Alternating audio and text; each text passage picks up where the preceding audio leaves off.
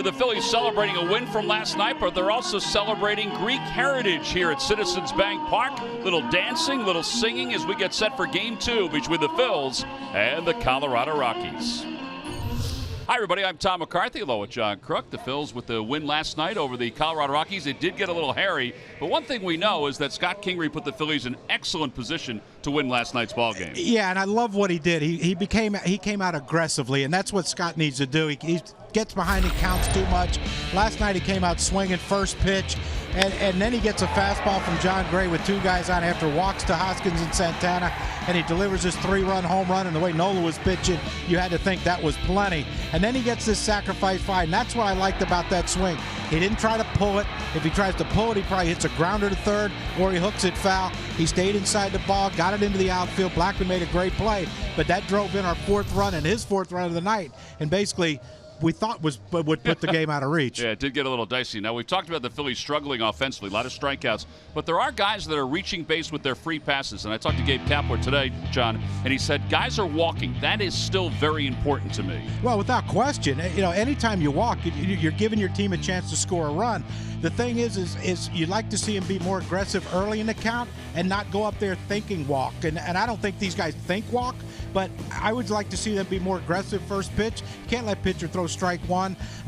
Cesar's doing a heck of a job from leadoff spot. He's seeing a lot more pitches than he did last year, so he's being a lot more patient. But at some point, that first pitch fastball is going to have to get swung at. Yeah, and Gabe also said, he goes, the strikeouts are bothersome only because the contact when they're not striking out, that has not been as solid as he would like. So we'll see if they can turn it around tonight against these Rockies. Tyler Anderson making his 14th start of the year. He'll be opposed by Nick Pivetta, also making his 14th start. He's lost 3 straight, trying to get back on the winning track.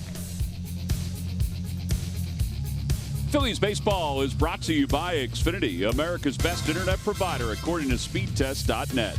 By Toyota. The Toyota Camry, Highlander, and RAV4 have something for everybody. Toyota, let's go places. By Citizens Bank, official bank of the Phils. Visit citizensbank.com. By Coca-Cola, taste the feeling. And by Independence Blue Cross, live fearless. Learn more at IVX.com.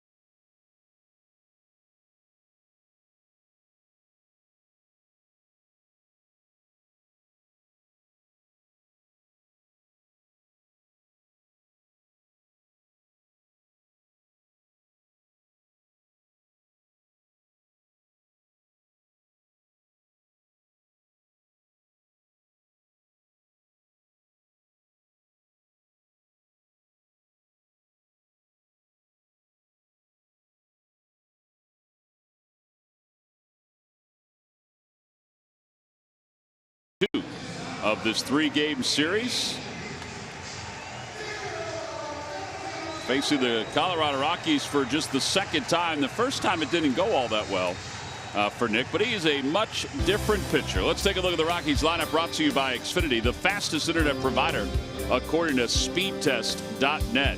Well, it's a similar lineup to last night. It includes LeMahieu leading off, and then Charlie Blackmon batting second. Really good numbers here at Citizens Bank Park. He's actually hit in 14 of his last 15 against the Phillies, and they will face Pivetta. Pivetta 4-5 with an earned run average of 3.76. Johnny's lost his last 3 games, a 5.79 ERA.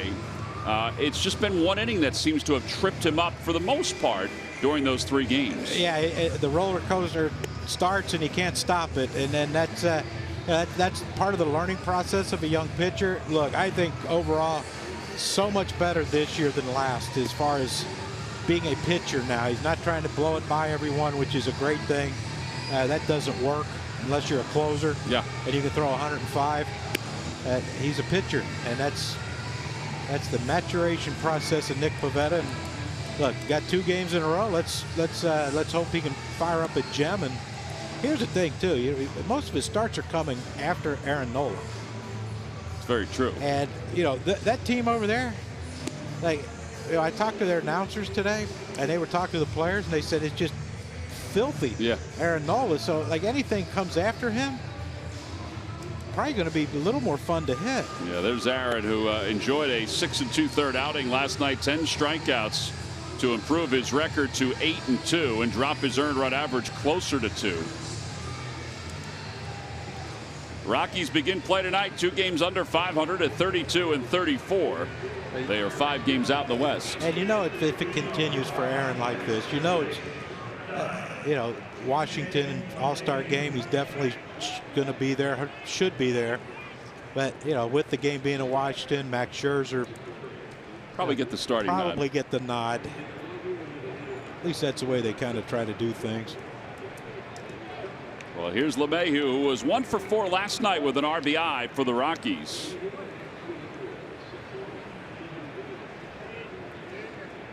And the first pitch of the night is a fastball in there. We're underway, and the count is no balls and 1 strike. LeMahieu overall 284 with 6 home runs and 21 runs batted in. Just a bit outside, 1 ball and 1 strike. I guess Reese got the red helmet today, huh? The red helmet has arrived, and that's why the Phillies are wearing their pinstripes. I don't know, man. You went 2 in a row with the cream, man. You got to stick with it, don't you? Well, Gabe did say that yesterday, because I like the cream uniforms. I do too. Yeah, like he looks bad in anything. 1-2. Phillies begin play tonight, 3.5 games out in the National League East. That's because the Braves, in a very tidy amount of time, defeated the Mets 2-0. Freddie Freeman homered in that ball game. Curveball hit towards center field. That'll be in for a base hit. That was a hanger, and LeMahieu is aboard.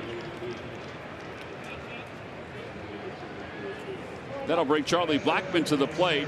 Our Nissan upgrade to the technology of tomorrow today. And in the National League, the home run leaders on the road. Blackmon has 11. He's second to Albies. Albies' last home run was a grand slam. And you remember the start that Goldschmidt got off to. It was horrendous, and he's starting to pick it up out there in Arizona. Oh, he sure is.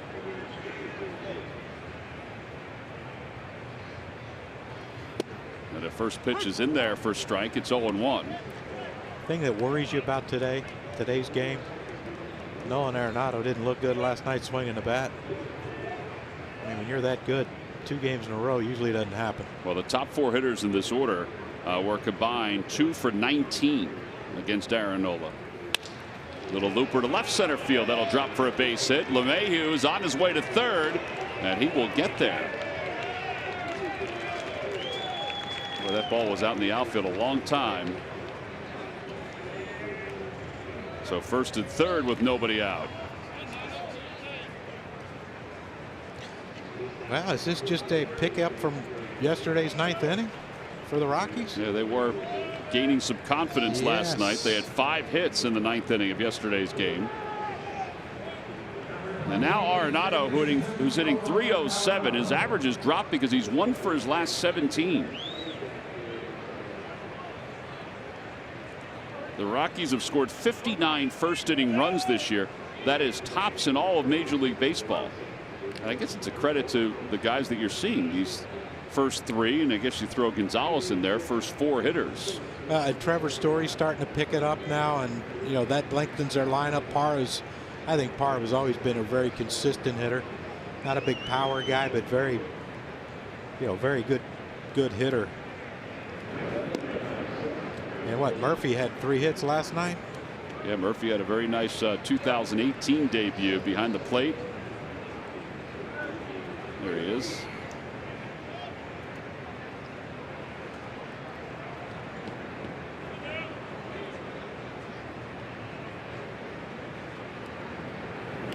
Foul tip, and it's 0-1.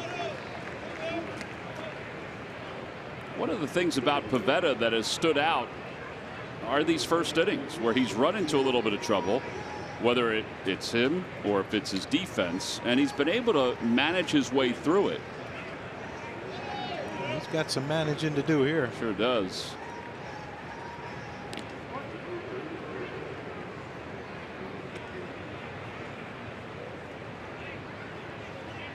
Blackman, who is at first, has stolen 4 bases, been caught a couple times.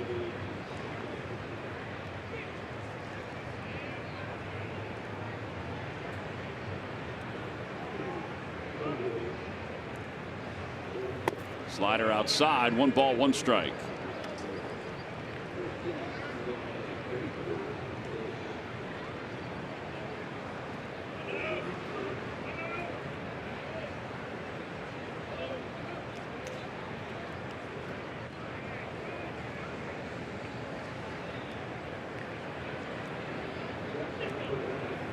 Check swing, 2-1.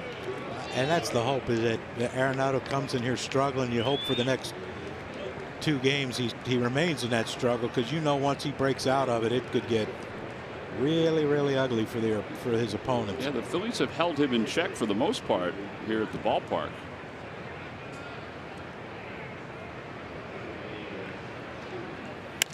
And a liner out to left field, right at Hoskins, who comes in, gets some weight behind it. His throw to the plate is going to be cut off by Franco. A run will score, and it's 1-0 in favor of the Rockies.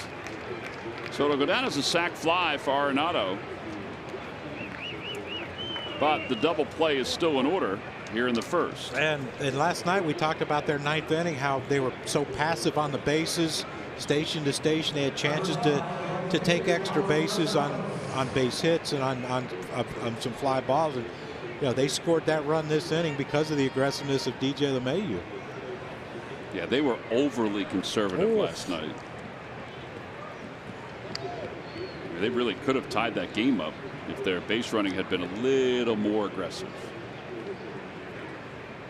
Carlos Gonzalez, a .261 hitter, 0 for 4 with a couple strikeouts in yesterday's game. See if they can get a ground ball here to the right side. Cesar and Scott Kingery are communicating right now about coverage.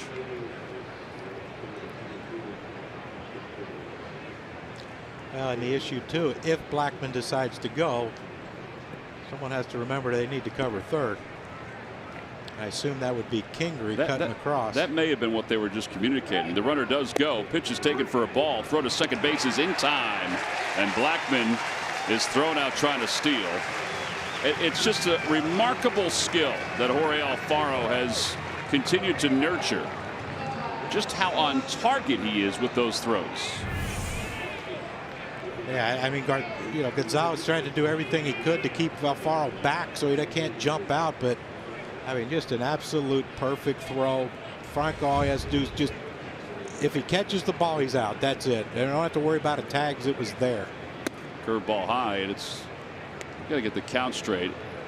I think it's 2-0 because Jeff Kellogg, oh no, he did signal strike. It was late. My goodness. That's a beautiful throw. So it's 1 ball and 1 strike. Well, I think too, I think our pitchers, we have some tall pitchers, and they need to They better not stand up and be upset that they might have not thrown a good pitch. Jorge will dot one of them.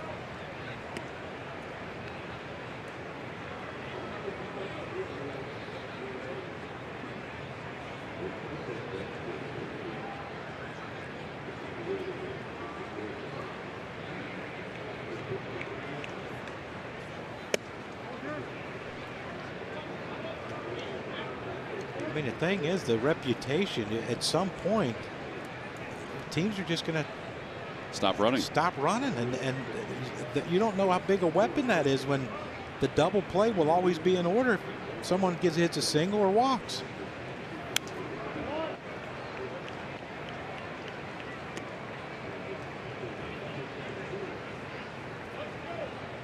His average throws, the velocity is the strongest in all of Major League Baseball at a hair over 90 miles an hour. Blackman had no chance. No. But it's not only the 90 miles an hour, it's the accuracy and the quickness. First walk issued by Pivetta. And here comes Trevor Story. But I guarantee you, when Blackman got his jump right there, halfway there he said, I'm in. And then the next thing you know, Franco's like holding the ball, waiting for him, like, oh boy. Hope he drops it. Hope he drops it. Here is Story, 14 home runs, 47 runs batted in.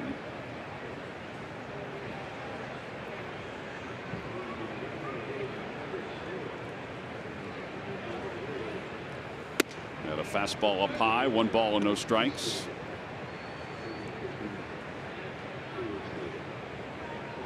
Right-handers are hitting .231 against Pivetta. Lefties are hitting .256. And Rick Kranitz, I think, has seen enough because it's a tad wild right now for Nick. Yeah, you hope he picked up a little mechanical flaw and Nick can straighten it out here quickly.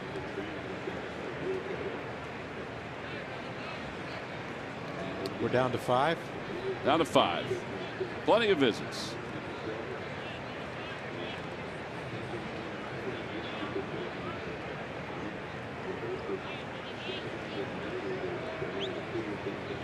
That's what I like too, when the manager, pitching coach comes out and then the umpire's given what he thinks is enough time, and the umpire runs out and they wait till he gets like right to the dirt of the mound and then they go off. Yeah.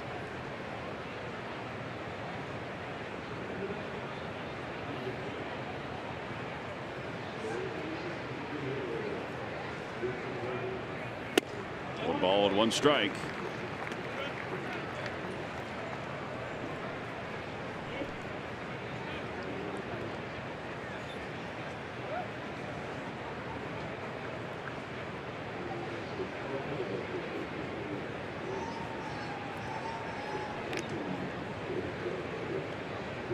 A lot of throws over to first base. When you got the howitzer behind home plate, throwing to home is probably the safest place.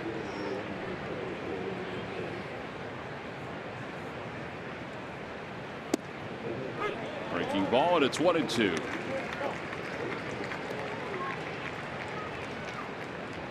He's not the best pitching coach in baseball for nothing. Out there, visit. Fastball strike, curveball strike. Throw some animation out on him.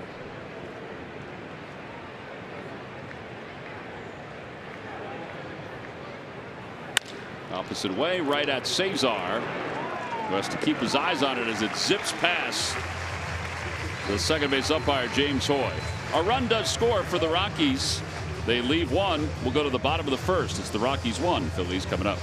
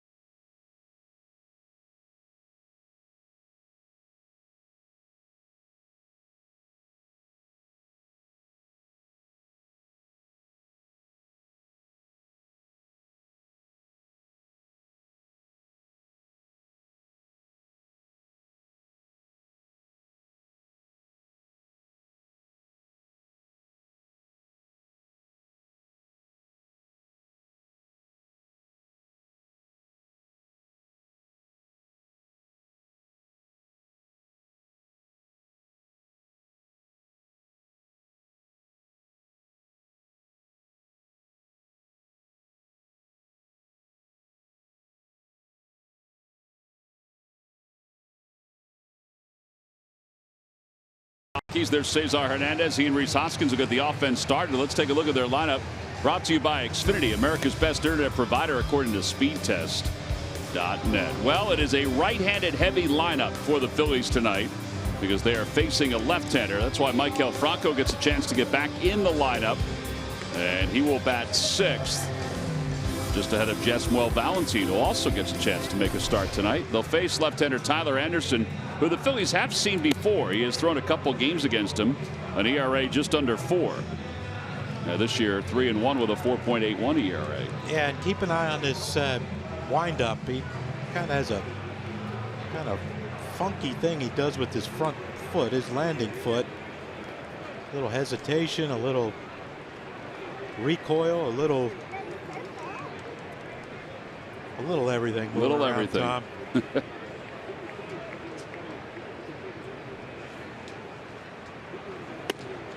Well, there it is. He's 28 years old. And watch it here. Yeah, everything's great. And then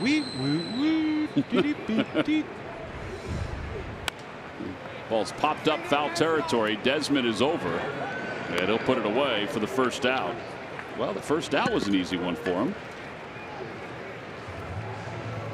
Well, I would imagine as a hitter that would take a while to get used to.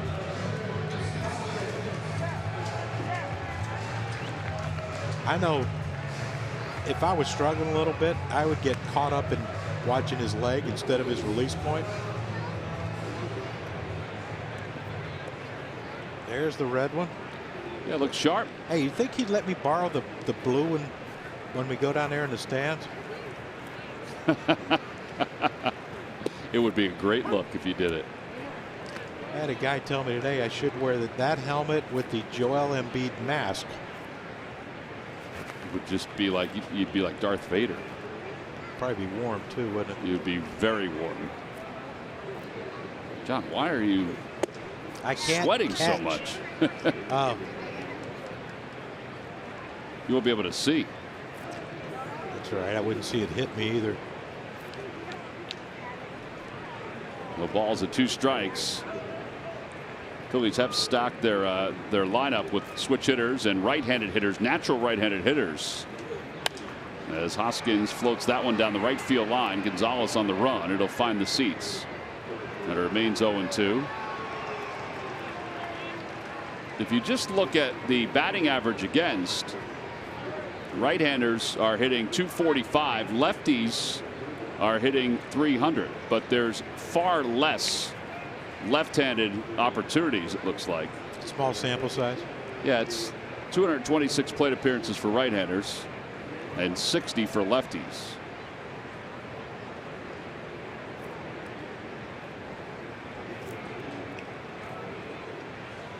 Quick pitch. Broken bat, grounder over to third. Backhanded by Arenado. And in time to get Hoskins.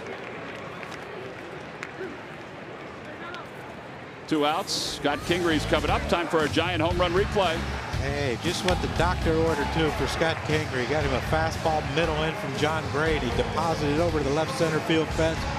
Big 3-run lead for Aaron Nola, and never really looked back. A great swing by Scott. We need some more of those. That's our giant home run replay. Do you see quick pitch? Anderson quick pitch. It was definitely quicker, yeah. Rhys was looking back as he went to the dugout. Kingery takes on the outside corner.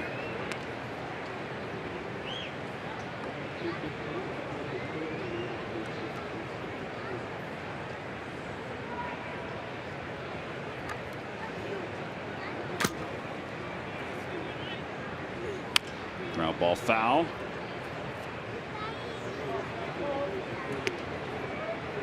Kingery on improving his hitting. For me, it's all been about baby steps. It's been a process. Every single day it feels better. Hopefully I can just keep it going. Did he have the face mask on last night? He did not. I wonder what changed. At least I don't think he did. It just doesn't look the part. And he's down on strikes, and that'll wrap up the first inning. So the first pitches, the first inning for Anderson, 9 pitches, 9 strikes. And the Phillies go down in order. We'll move to the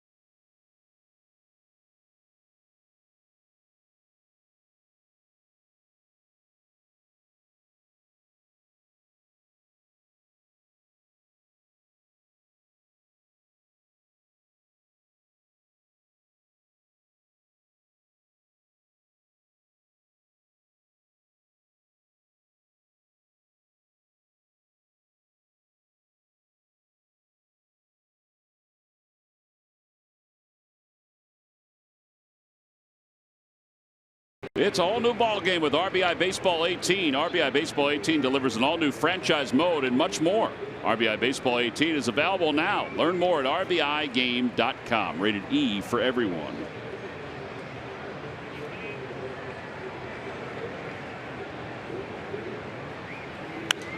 Now the first pitch to Gerardo Parra is fouled away.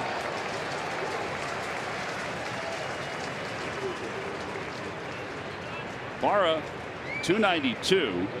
He was 2 for 3 last night. It's part of what has been a heck of a run for him. It's helped raise his average to where it is now.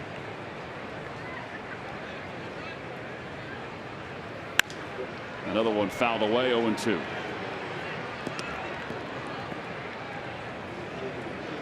I have to ask Scott why he decided to wear the face mask today. They're not wearing it all year.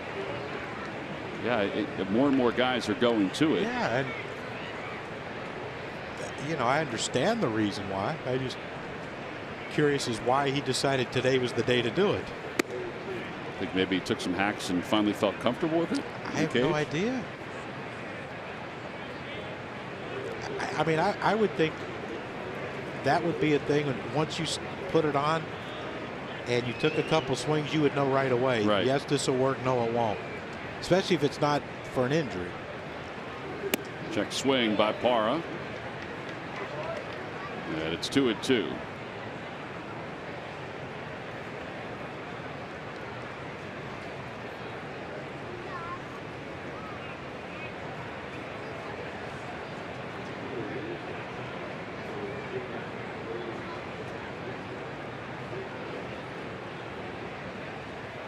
Swing and a miss. I think he fooled him with that offering. First strikeout for Nick.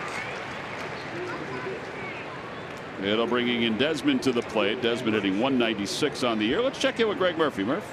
All right, thank you very much, Tom. Well, looking back at last night and just how good Aaron Nola was last night, 6 2/3. He allowed just the 1 run on 4 hits, 10 strikeouts. And I know what you're thinking, Tom. That's just one game. Well, no. Let's take a look back at maybe his last 30 games, like a full season of work for Aaron Nola. Just how good has he been? Well, I can tell you, and if you've been watching Phillies baseball, he has been very good.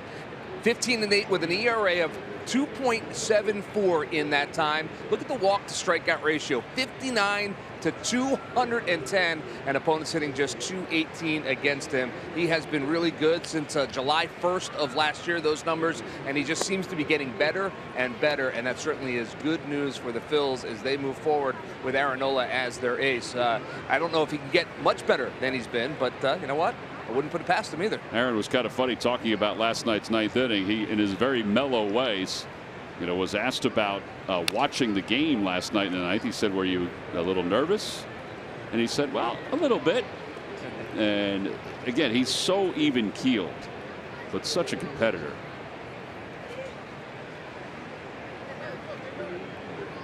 Eight wins so far on the season.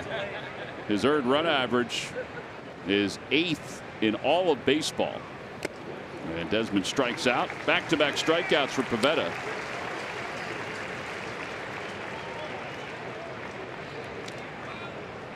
And that'll bring Tom Murphy up. It was probably 3 or 4 guys in the clubhouse watching with him last night. Yeah, it's interesting what goes on back there. It's pacing.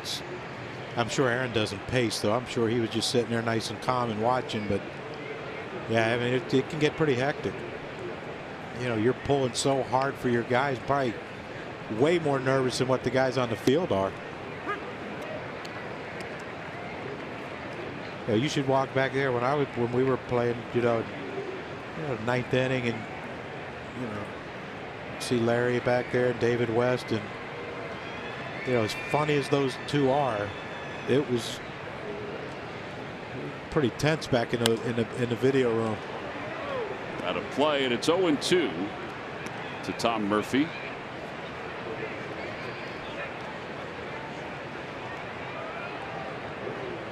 Murphy was 3 for 4 in last night's ball game with a double and 2 RBIs. But when that third out's made, eruption. Yeah. Beers for everyone. It was pretty tense last night. Yeah. Swing and a miss, and Pivetta just struck out the side. Alfaro will finish off the strikeout with a toss to first. Nice bounce back inning for Nick. 1-2-3 go the Rockies. Well, it began with Gerardo Parra, who was late on the first couple pitches and then fooled on the last one. Then it was Ian Desmond, just a fastball, and then another breaking ball to get Tom Murphy. And that'll wrap up the second. We'll go to the bottom of the second. It's the Rockies 1 and the Phillies nothing.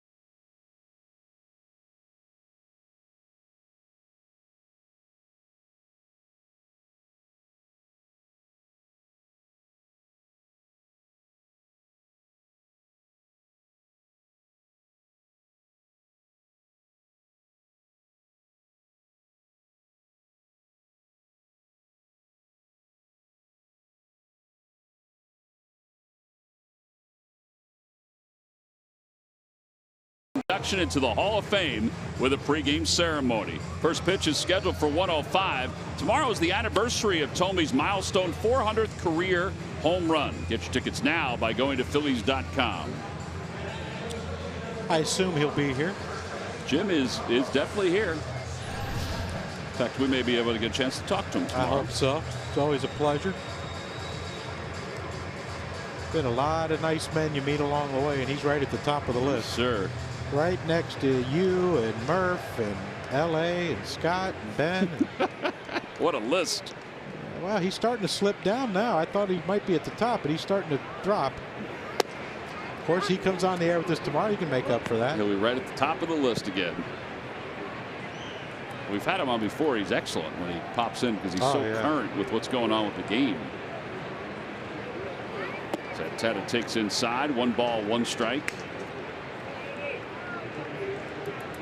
You know his Hall of Fame speech. That's going to be an emotional day. He'll go in with a Cleveland Indians hat on. Outside, 2-1.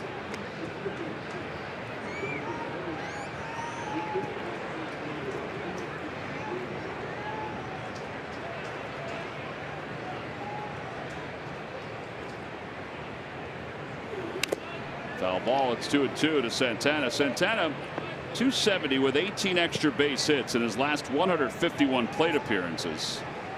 Last night he was 0 for 2, but he walked 2 more times, which is why his on-base percentage is at .344, despite the fact that his average is at .219. Out toward left center field. On the run is Parra, and he will get there. Santana got that, I think, down toward the hand just a little bit. Sounded like it jammed him a little bit. Didn't get that good carry. Time now for a GMC precision play, and you just got to look at it. Yeah, Parra went a long way for this ball. Well, I thought that for a second there, he might have a little collision with he and Blackman, but that Parra must have called that really, really early, because Blackman kind of pulled up a little bit on that. And Parra just great first step, great acceleration, and robbed a double from Carlos. Aaron Altair. 0-1 to Aaron. Getting a chance to play center field tonight for Odubel in the dugout, part of the bench for tonight for the Phils. I asked Gabe today, yesterday actually, I said, did you give Odubel the steal? That was a huge run in last night's ballgame. He said no. He said Odubel had the green light the whole time. He said honestly, I haven't talked to him. He goes, and I probably will today. But he said, I think he was playing possum with the pitcher. Like, that's why his lead was so short. And then once he got it out there. Yeah, that's what's, everything is watched nowadays, and you wonder why the Rockies, once he got that big lead, and he got down in the, the base stealing crouch, the typical crouch that a runner will have on first, why that didn't alert them that he might be running. But yeah, huge run turned out to be. Altair strikes out, second strikeout for Tyler Anderson.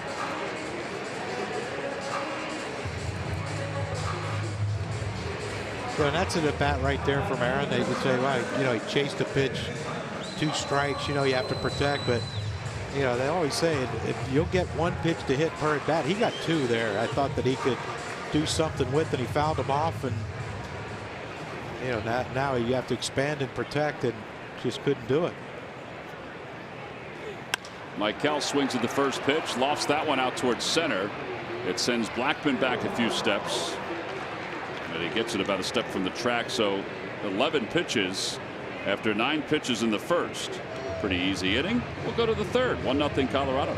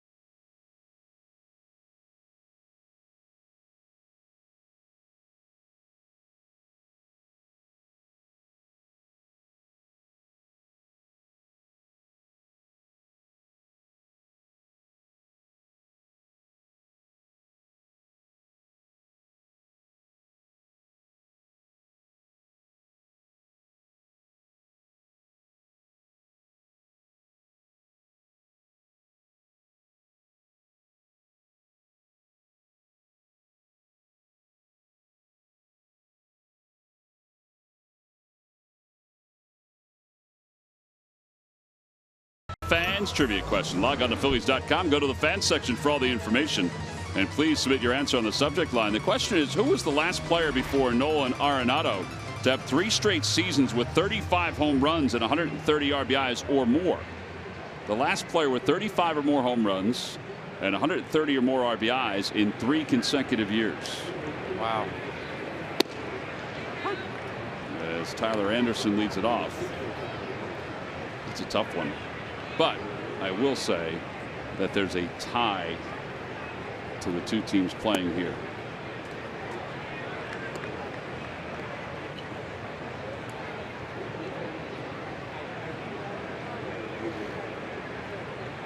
One ball and 1 strike. Swing and a miss. 1-2.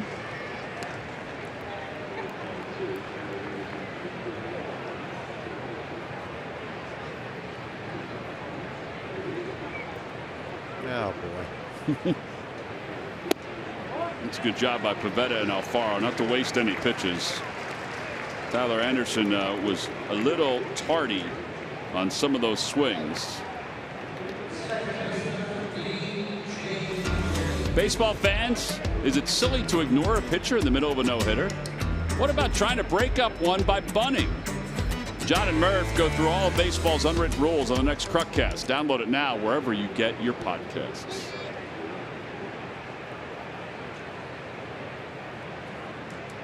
DJ LeMahieu leads it off. He started the game with a single to right. Ties between these 2 teams. Yeah. With this person. Yeah. 35 and 130. Yeah. Yep. Yeah. Outside.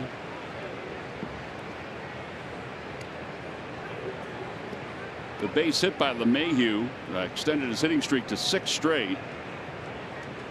He is 8 for 24.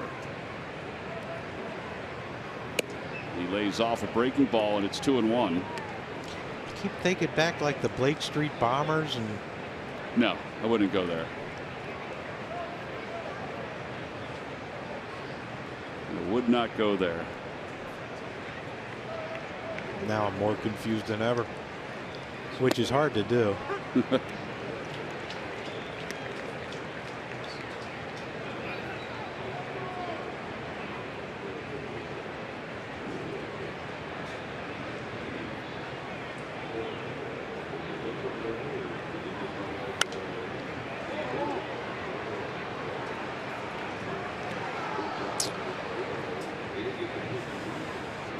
This guy never played for the Rockies, but played in their organization. Now you're. Doesn't help you? No. Down the right field line. He did play for the Phillies, though, too. 2-2 to LeMahieu. Seemed like a fairly easy play.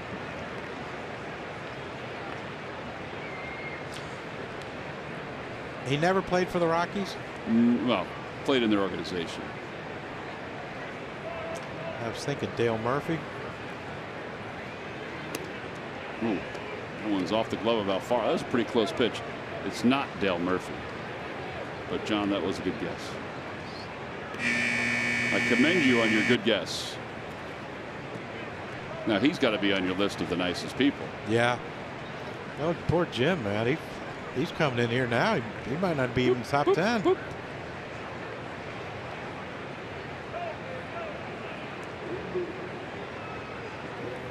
And a strike 3 call. 5 consecutive strikeouts for Pivetta. That was an 8-pitch at bat. Pitch gas presented by PJ Wheelahans. Perfect. Now, is that considered a quality at bat because he saw 8 pitches? I don't know. I would say no because he struck out, but sure we could spin it some way to make it sound like he did a good job. Blackman takes low. I think you leave that to the Rockies to spin it that way. This has got me frazzled now because What's that? Well, this question. It's a good question. Well, obviously, to me, it's a great one because I don't know it.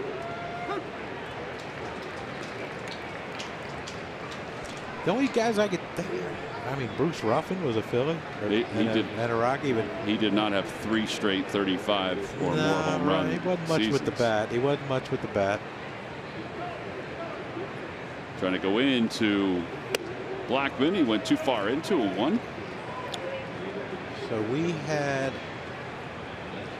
he didn't do this with the Phillies. Well, he did do it with the Phillies.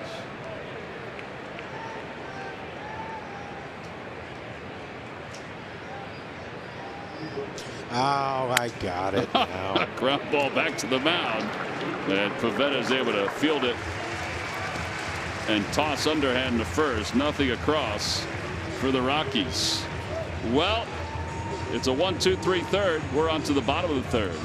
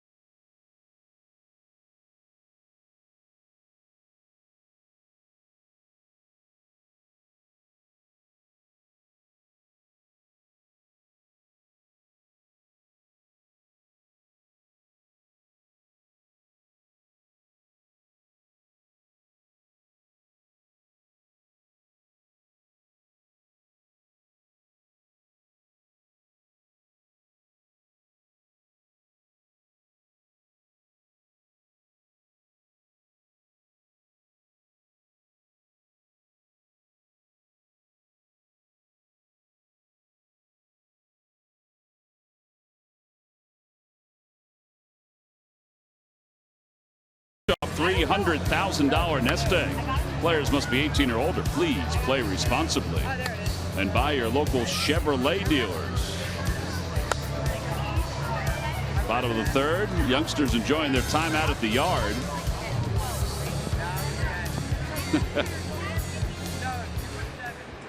And here is Jesmuel Valentin.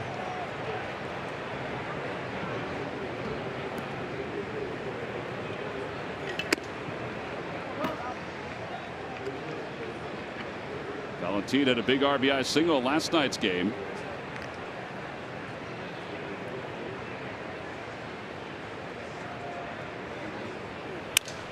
And a line drive base hit down the left field line. And Valentin is on his way to second with his first extra base hit. And they'll put the brakes on there. It sounded like he broke his bat, but that's okay. Phillies get their first hit of the night. He's been recently swinging it pretty well, huh? What's that, 4 in a row? You got to give him credit. 4 in a row. Give him credit. He doesn't play it, you know, a whole lot. It kind of looked like he caught it off the end of the bat. Boy, Arenado almost made a heck of a play. Actually hit his glove.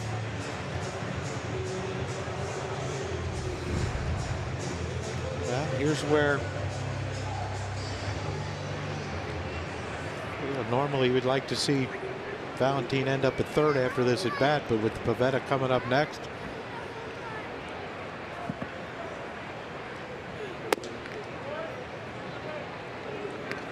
Another double would be great. Yes, sir. Phillies have an extra base hit now in 61 consecutive games.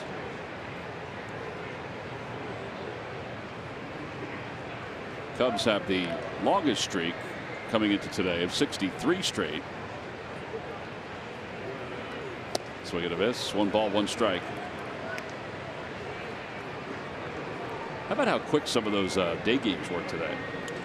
Mets and the Braves were over in a blink of an eye. Milwaukee and Chicago.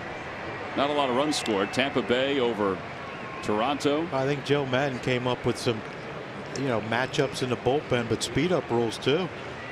He had the righty reliever in the outfield. And he brought in the lefty to pitch, and then they switched depending on who was hitting. The good thing is they don't get warm-ups if they come from a position to pitch.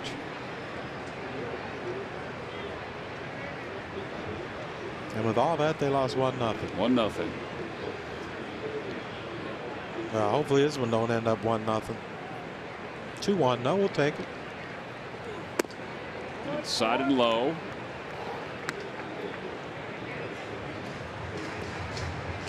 Yeah, Lorenzo Cain's home run was the only run in that ball game. It was Brian Dunsing who was in left field and came in to pitch, and Steve Cishek, who also flip-flopped between pitcher and left field. Cishek the righty, Dunsing the lefty. Swing and a miss, 2-2.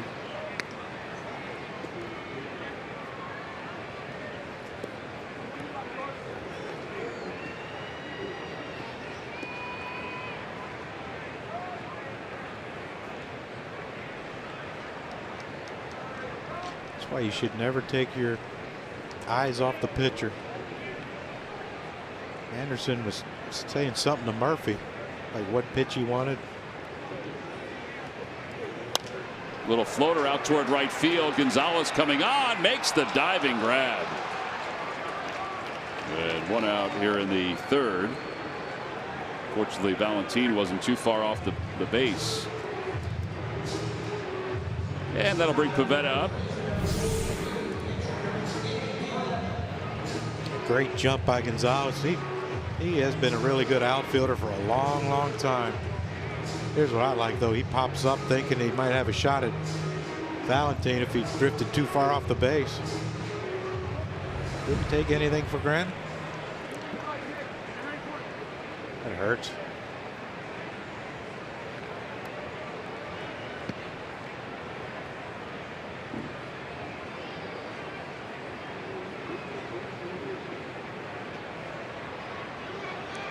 See if Nick can get the tied for the lead with home runs with our pitchers. Yeah.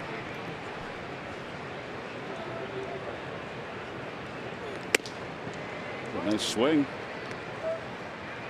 Is this new for Nick too? Is it got his left toe up or toe heel up? A lot of time in between starts to work on some things.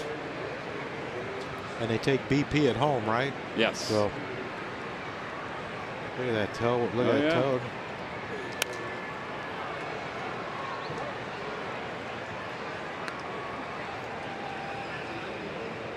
Nick asking the home plate umpire if he would have called that a strike. I asked that once. He said, yes, you swung. Yeah. Whoops. All right, Nick. A little blooper to right.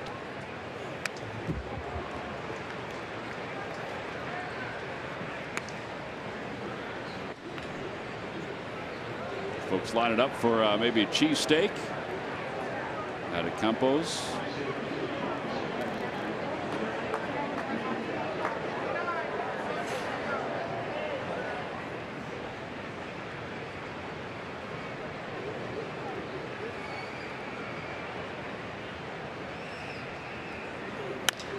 Out toward right field. Gonzalez on the run. He was playing shallow.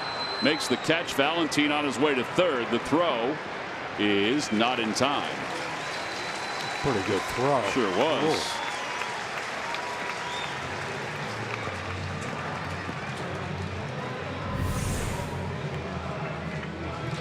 Watch Gonzalez. I mean, he got to that ball pretty easily. The little 360 turn. You see Arenado not giving Valentin anything to think about. Like, no big deal. You can stand up. Hopefully he slowed up enough. Yeah. And then that's the thing where you say, well, Alfaro got him over, but, you know. You wanted Alfaro to drive him in. Well, yeah, you want Alfaro to swing the bat because you can't count on Nick to, you know, drive a ball to the outfield to score a run. And even that deep. Yeah. Maybe it's the toe thing. Maybe that toe on the ground, heel off the ground. He definitely looked hitterish with the toe up. Better bounce.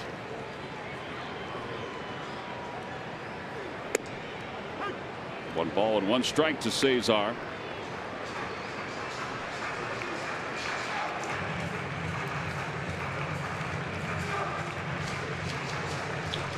How about a little bunt down to third?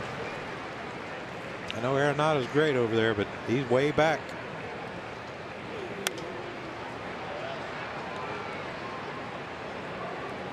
Tonight's game is also available in Spanish. Just use the SAP button on your television or change the language through the menu on your cable box.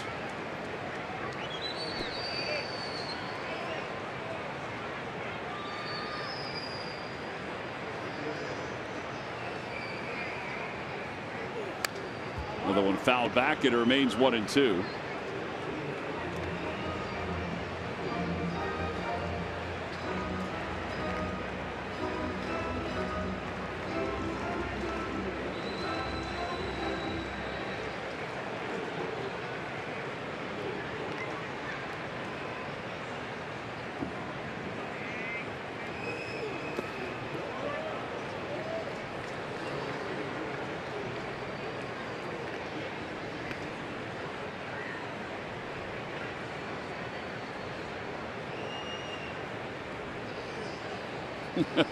Incoming.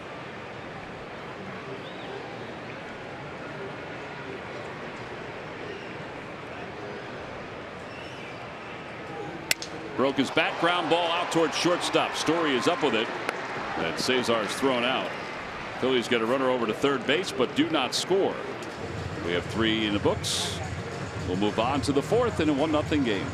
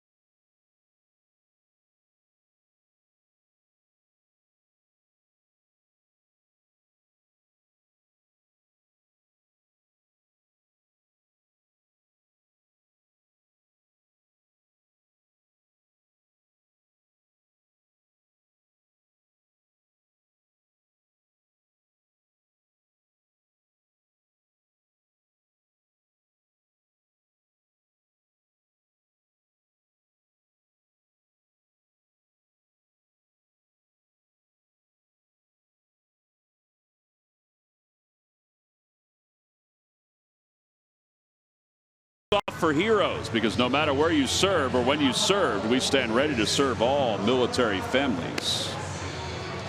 Robin Roberts is part of the United States Air Force. Spent his basic training at Shepherd Air Force Base in Wichita Falls. Of course, the Phillies watched him from 48 to 61. 7-time All-Star. Got inducted into the Baseball Hall of Fame in 1976. In between innings, Staff Sergeant Jared Hufford changed the base over at third. Nice to get a chance to recognize him.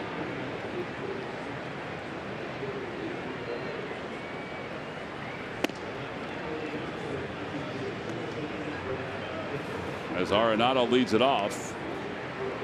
Jared lives in Langhorne, Pennsylvania. Went to Truman High School.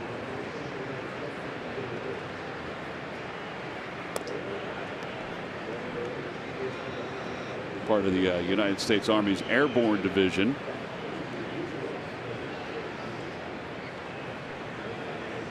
As Arenado had a sac fly his first time up.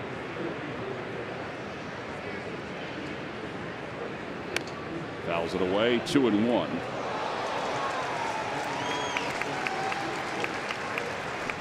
Nice grab by that gentleman in the suite level.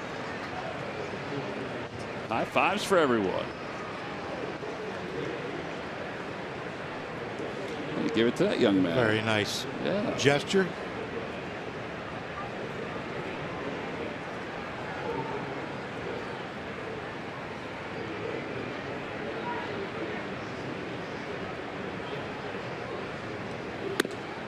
Arenado's wrapping up a 2-year contract with the Rockies. He's eligible for arbitration after this season. Will be a free agent in 2020. I'm sure he's going to stay in Colorado, but if he doesn't, he's going to bring some hefty numbers to the free agent table as he draws a walk. Second walk issue tonight. Well, I don't know what's the record for the highest arbitration case. He might break that one if he ends up going that way.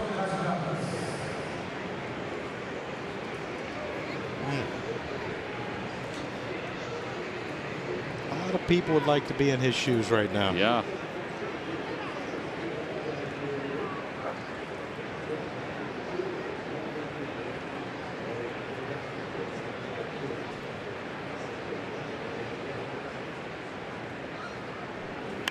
And Gonzalez will bunt his way on as he bunts it up the third base line to put runners on first and second. It's not often that you see a cleanup hitter bunt for a base hit, but there was nobody over there. That was a heck of a bunt too. I mean, he gets that a little harder though. Arenado can get to third if it gets past, into the outfield. Look at all that room though. Look at that. A lot of real estate.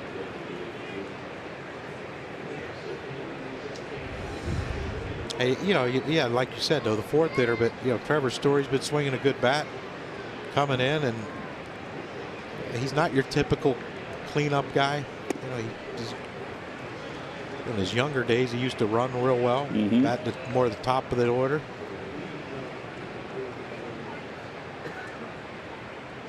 I got Chris Bryant, who got $10.8 million this year in his first year of arbitration. That was a record at the time. I have a feeling that could. Ryan Howard got $10 million one year. Yeah, I think that could get annihilated if Arenado goes there.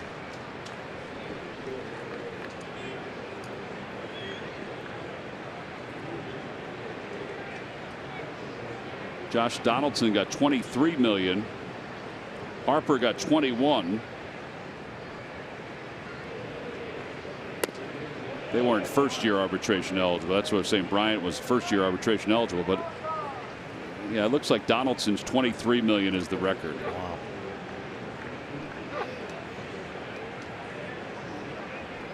Yeah, I would think that he would surpass that if it gets to that point. Yeah, I would think. 1 ball and 2 strikes to Trevor Story. Grounded out his first time up. Fouls it off to the right.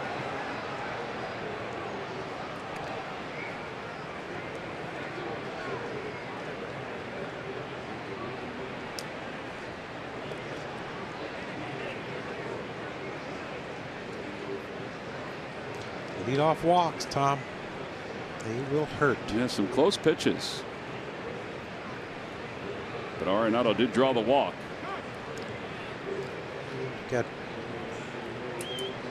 Jumped ahead of Trevor Story. You got to make a pitch right here. Either get a strikeout or hopefully for a double play.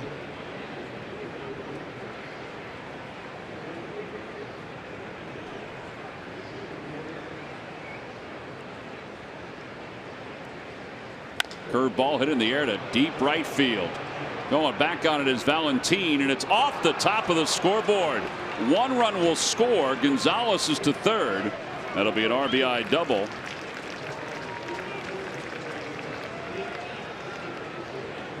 And it's 2-0 in favor of the Rockies.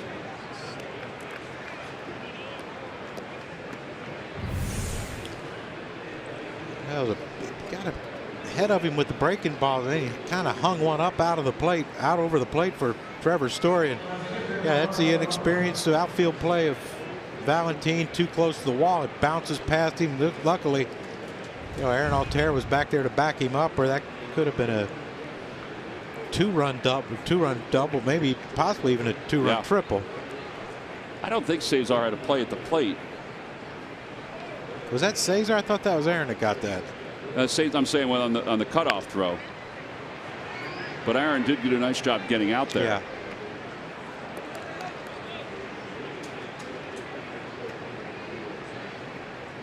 All right, so now 2-0, 60 pitches for Pivetta. Nobody out here in the fourth.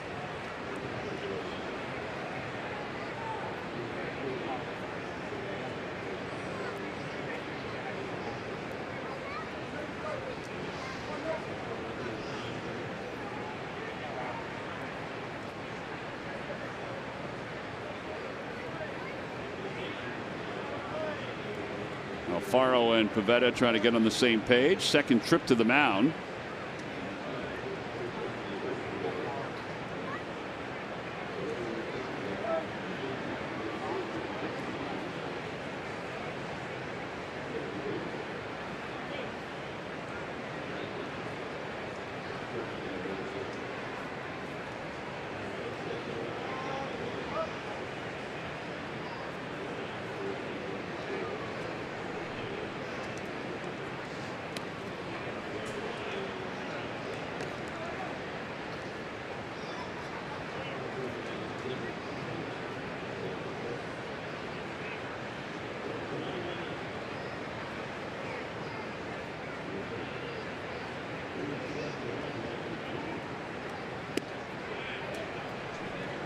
What was that?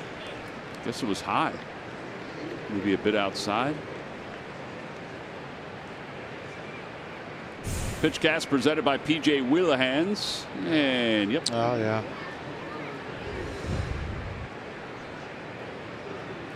Two balls and one strike. And that's a hot shot through the hole on the right side. One run is in. They're going to wave Story home. The throw by Valentin is not in time. Two-run single. And it's 4-0. I think that was a good gamble by Stu Cole, the third base coach, because you've got an inexperienced thrower out in right field. And he definitely took a chance. I think if it was Nick Williams or Altair, they may not have done it. Yeah, and a lot more aggressive than last night. That's the perils with the infield in. If you hit a ball hard on the ground, it's got a great chance of going through. No, Valentin did everything correctly. Charged it. Just the air mailed to throw. That allowed Parra now to get to second base, and a bigger inning could be getting bigger. That's a good slide too by Story just to get to the back end of the plate. All right, so 0-1 to Desmond, who struck out his first time up.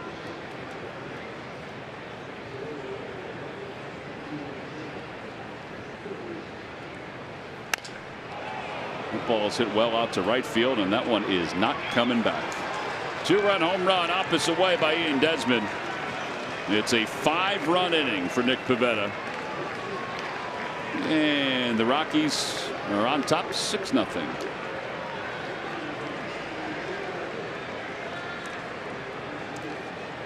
Oh boy. Oh boy is right. That's his 12th home run.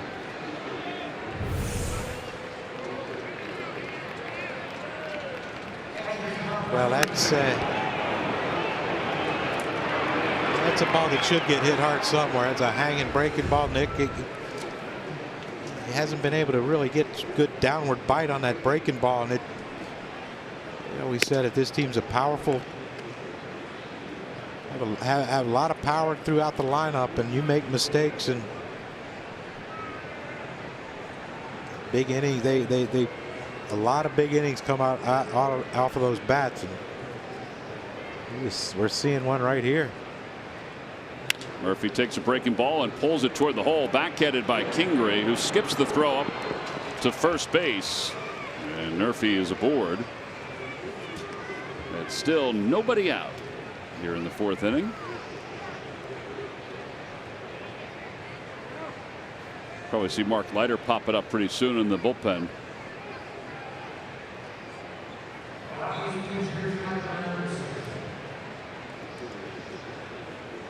That home run by Desmond was his 6th here at Citizens Bank Park. Thought he had more than that. At a bunt. Up the first base line. And Alfaro's throw. Pulled Cesar off for a moment.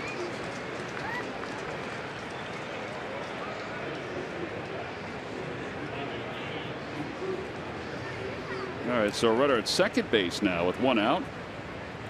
2-4 on the putout.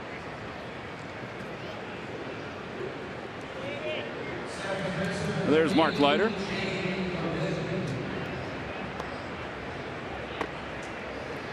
Phillies were hoping tonight not to use a couple guys in that bullpen. I think Sir Anthony's worked a lot, even with the off day. Yeah. The other day. Well, if it continues like this, they're not going to have to worry about it. No. LeMahieu is 1 for 2. A single to run scored and a strikeout looking. Fly ball to right field. That's going to be a tough play. Foul territory. Santana and Valentin. Valentin runs it down.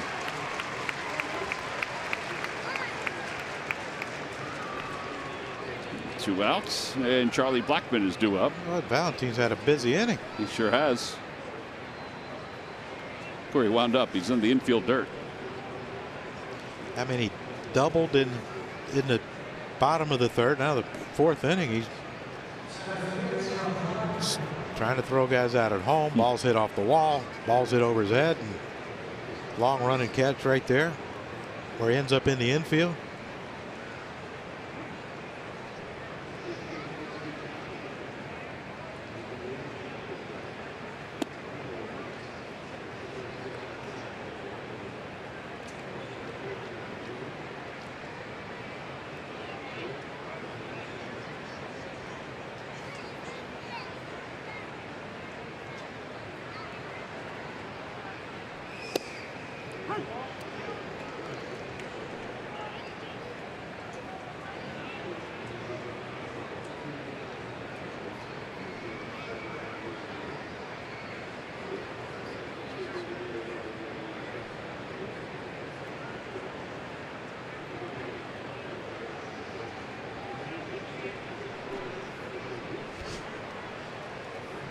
Pesky little gnats.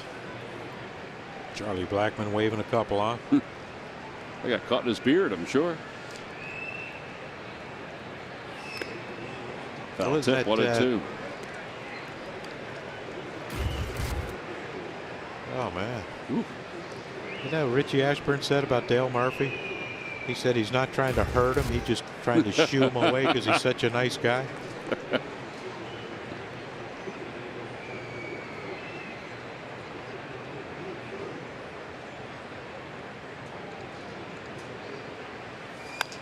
Fly ball left center field. Aaron Altair and Rhys Hoskins are over. It'll be Rhys who puts it away. The inning finally comes to a close. 9 men come to the plate in the inning. 5-run score. Ian Desmond, an opposite field home run. That capped the scoring for Colorado. That was a 2-run shot. We'll go to the bottom of the fourth. It's 6-0. Rockies on top.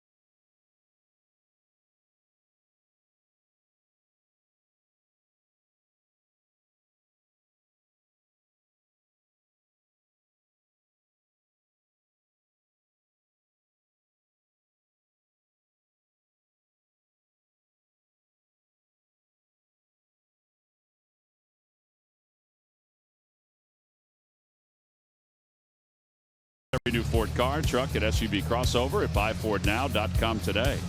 And by WB Mason. Who bought WB Mason for fast, free delivery? Nobody does it better.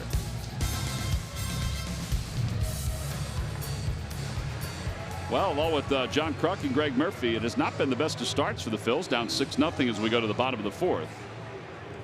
And Rhys Hoskins will lead it off against Tyler Anderson, who has allowed 1 hit so far. Has struck out 2. Hey, we can hope for rain. Well, he does have an ERA of 5, or close to 5. Oh, then we lose by 1. You never know. Well, I like when people think that way, but you have to remember, they have to stop scoring for all this to happen. Absolutely. And it doesn't look like they want to stop scoring. You don't yet. think they look uncomfortable at the plate? I don't think they look really uncomfortable, no. 3-0. Hoskins grounded out to third his first time up. Quick pitched him. 2-strike quick pitch, jammed him. The green light, 3-0. It's interesting.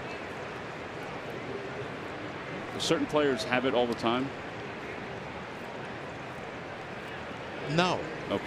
I wouldn't think. I mean, I wouldn't think. I think it's You didn't have it all the time? No.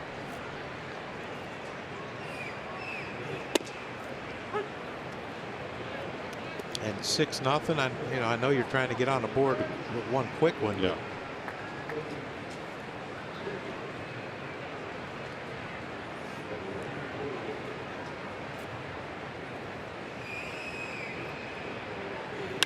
Line drive, base hit it to left field. So Rhys is aboard to begin this 4th inning. That brings Scott Kingery to the plate. He struck out his first time up. 3 for 12 on this homestand. One of those 3, Murph, includes a home run in last night's ball game. It did indeed, and it was early in the game, and a little bit of a different start last night for the Phils than tonight. And you know what? It got them off to the kind of start that they needed to get the first game of the series in the win column. You take a look at what John Gray was dealing in the first inning. He was throwing pretty hard. The home run was the 4th hardest pitched ball, the fastest pitched ball against the Phils home run this year. You see Nick Williams, the first one at 98.2 miles per hour. That was off of Fultonevich in the Braves. Dylan Cousins, his only home run, 97.8 miles per hour. He turned on that versus the Cubs. And you see Hoskins on the lift twice. And last night, Kingery at 97 miles an hour was able to turn on that John Gray fastball and deposit that in the left center field stand. So it was a good sign yesterday for Scott Kingery, swinging a good bat, as John mentioned. And, well, if the Phils are going to get back into this one, guys in the middle of the order are going to have to do that again. See, Mike Fultonevich was on that list twice. Yeah. For the Atlanta Braves. Fultonevich is having himself a solid year despite the home runs.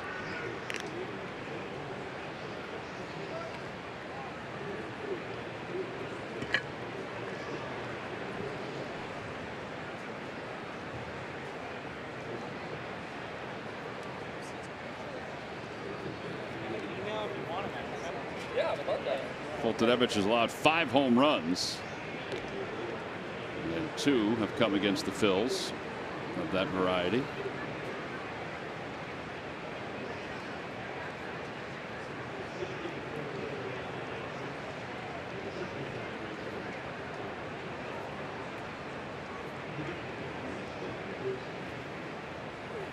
Upstairs, 2 balls and no strikes.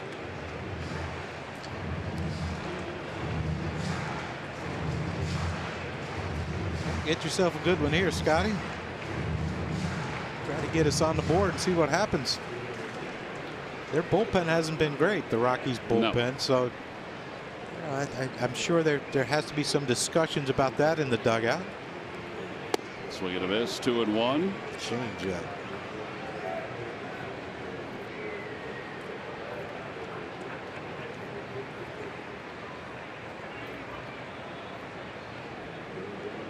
Carlos Santana waits on deck.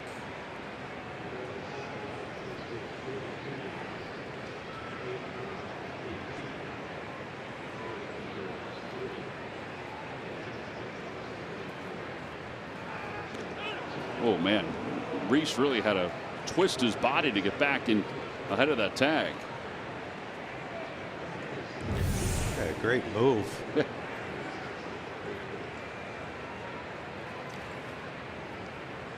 That, yeah, I don't know. I think if I'm Flores over there at first base, I'm asking the umpire, wait a second, he got to step toward first. He was going home. 2-2. Pretty good frame by Tom Murphy.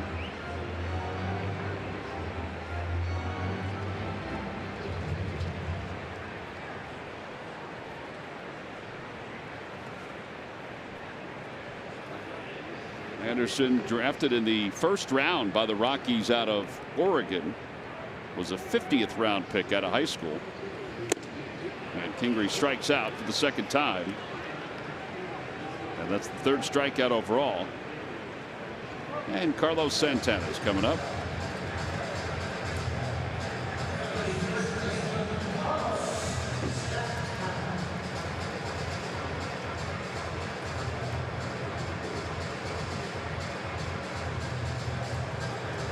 Carlos flied out to left field. His first time up. Out to the gap in left center.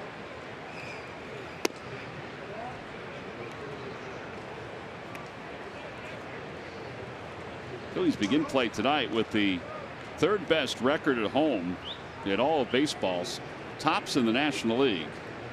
Third behind the Yankees and the Red Sox.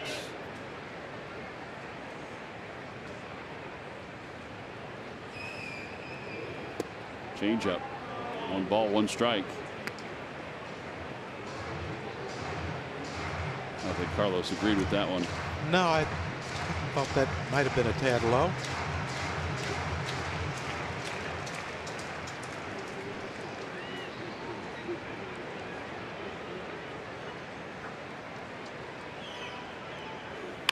Pulls that one to third base. Arenado goes to second for 1. Over to first. Not in time. Puttock goes 5-4 at second base. A fielder's choice.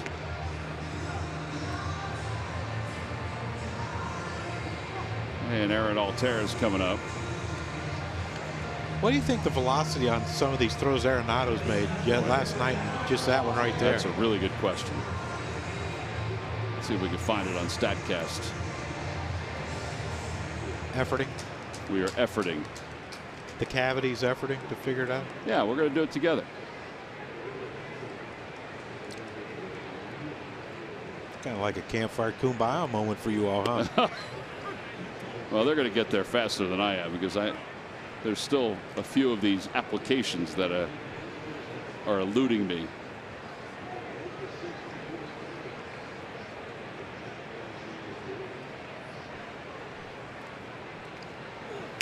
Broken bat, fly ball out to left field. Parr is there. And that is it for the inning for the Phils. They get the leadoff hitter aboard, but they leave one. We have played our first 4 innings. What's up, guys? Having some crab fries, huh? We'll go to the 5th.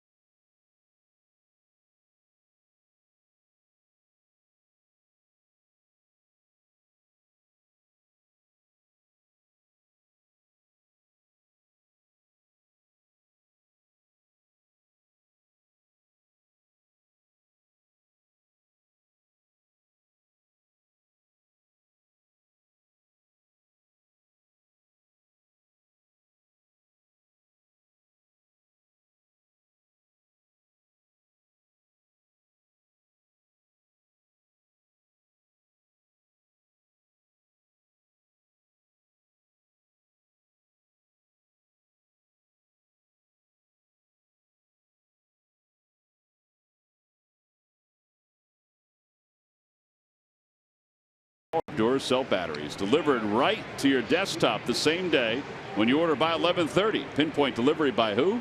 Who but WB Mason. Arenado will lead it off. By the way, our very own Chris Wheeler was just in the booth a few moments ago. In fact, I think he's still here. And in his hand, Johnny, was the pullover that Murph swiped from him yesterday. So Murph, although stole the pullover, felt guilty about it and returned it to its proper owner. No, I saw what happened. Wheels had to go in our office and take it out of Murph's bag. Oh. Murph was, you know, it was one of those things where, you know, I'll bring it just in case he asks where it might be. Yeah. But if he doesn't ask, he ain't getting it. Yeah, because I could always use 2 of them. Yeah. 3 balls and no strikes to Arenado. Swipe seems like a strong word. Yeah. Well, we're trying to make sure everybody understands what you did. There's the 3-0 pitch. Swing and a miss. 3-1. I mean, one of the guys I played with yesterday left his pullover in the cart. And I respectfully gave it back to him. There he is. There Wheels. Wheels sitting between Wheels and Wheels. And Larry Bow is the little devil on his shoulder there above him. Always has been. Fouled away. 3-2. Well, Wheels didn't want to be part of our shtick anymore, but he is. Yeah, so I gave the jacket back to the guy. Very nice of you. Well, I mean, I looked. It was only a medium. So yeah. Wasn't going to do me any good. I think Murph could have fit into Wheels's. I also gave the jacket back to the gentleman. Who? Wheels. Oh. Yeah, after you took it. Breaking ball. Arenado walks. Last inning didn't start off good after that happened. Nope. No, but you live and you learn, John. Yeah. Well, hopefully. Well, Leiter's back up working again. So I saw Mark Leiter Senior. Oh. Yesterday he was at the gate with Freddie, you know, there, and he was talking to him standing, and it wasn't in his car. And I said, Mark, what are you doing? He goes, I don't park in here. I don't want to bother anyone. He was parked across the street and just walking over to say hi to Freddie. So I thought that was nice of him. He wasn't taking up a spot, was he? No, I'm sure he could have. Look, Carlos is going after the Bugs too. It's very considerate of him. Yeah, using his, you don't want to get him on your glove, batting glove, so just use your bat. Foul tip or foul ball as it pops out of the glove. It's 0-1.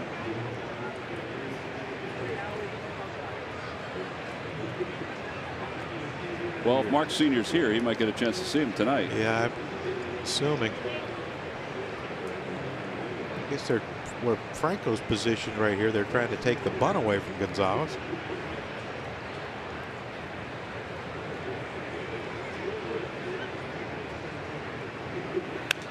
Fouled to back.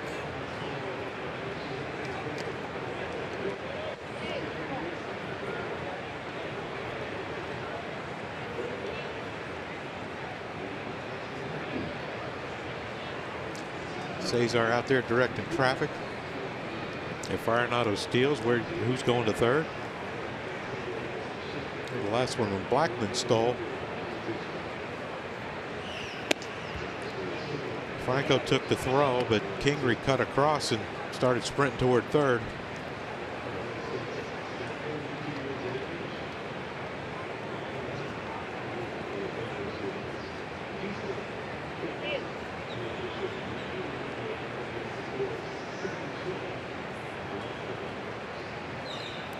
In the dirt, 2 balls and 2 strikes.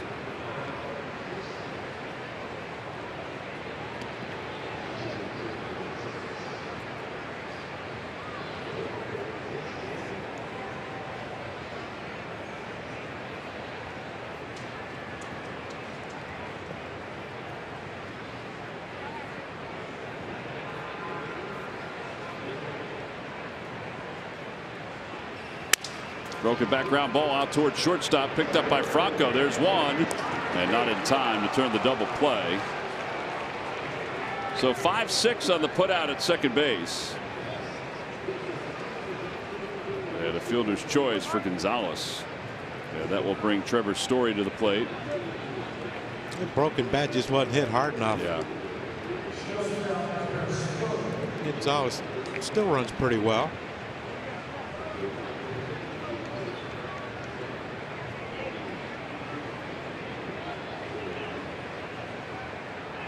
So it's the Cardinals series when we're sitting down there, right? Yes, St. Louis Cardinals series. Why, are you going to bite any of the No, I'm trying Cardinals? I'm trying to think of who their right-handed hitters are that could. Well, Marcell Ozuna is one that a ball will get on you pretty quickly. Tommy Pham. Tommy Pham, yep.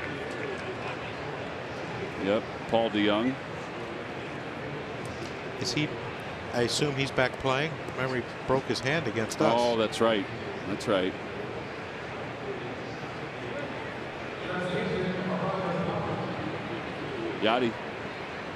Yachty's back. DeYoung has resumed baseball activities, but is not back just yet.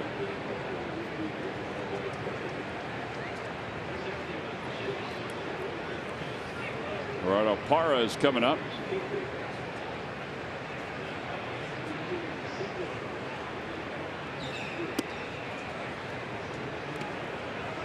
How many gloves do you have left? Do you have any lefty gloves left?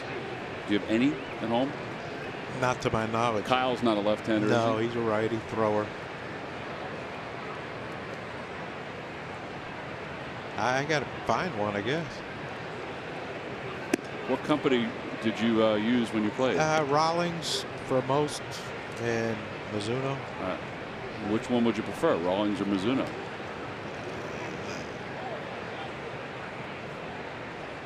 Oh, what position am I playing? Well, you're there. You're just protecting yourself. Well, Mizunos are easier to break in. Are they? Yeah, they're softer to start. Let's get you a Mizuno glove. There has to be a contact you have left. No. Fly ball center field. Altair settles under it. Makes the catch. Zips the throw. And there are 2 outs. Ian Desmond coming up. And he provides us with our Toyota turning point the last time he was up. Yeah, average wise not very good. And we mentioned Nick's breaking ball hasn't been that sharp, and he got a breaking ball out over the plate. Man's got some power to off field. He does. That's our Toyota turning point of the game. That one and a few others that produced that big 5-run 4th inning for the Rockies.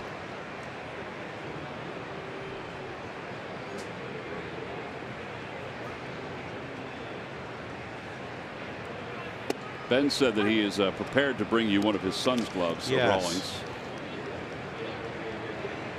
Tommy, my son, has one of those ambidextrous gloves. You can wear either one, righty and lefty. You can bring that one. Why would he have one of them? Yeah, he broke his arm when he was younger, so he had to learn how to throw left-handed because he wasn't sure if he'd be able to throw right-handed anymore. And how'd that work out? He was throwing pretty well, but then they cleared him to throw right-handed. Just preparation, John. I hear you. I mean, I would assume that Nick Williams would have an old one laying around somewhere. He might. Out to center field. I think we have to get your own model, the John Kruk model glove. You're asking a lot. Pull some strings. We'll go to the bottom of the 5th at 6-0 Rockies.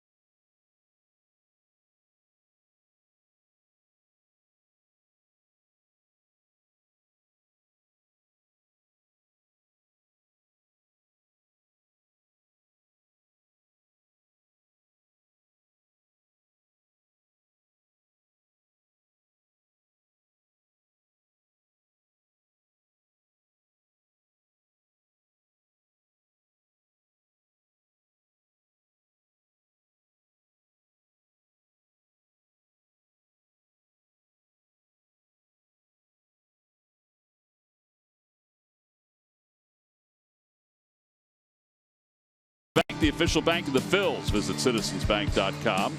Well, today, Clearwater defeated Tampa 4-3. Adam Hazley, 3 for 5 with an RBI. Luke Williams, 2 for 4 with a home run. Mauricio Rivera, 6 innings, 3 hits, 9 strikeouts.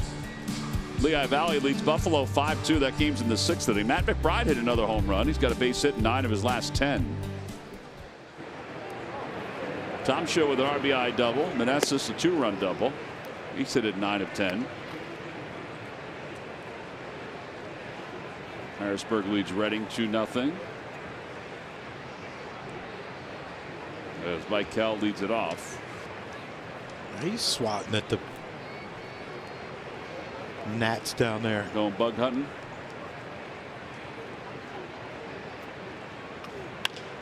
Over to the left side, backhanded by Story. Well, Anderson now is making it look rather easy as he's kind of front running with this 6-0 lead. And Jess Wells coming up. Is your summer quickly filling up? When life gets busy, you can still find time to watch your Phils. Download the NBC Sports app on all of your devices so you can watch the Phils in any room of your house and when you're on the go.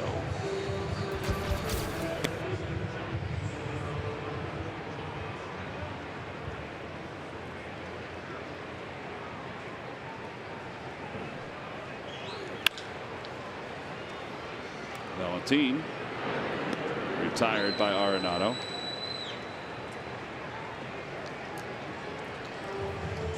Been productive so far.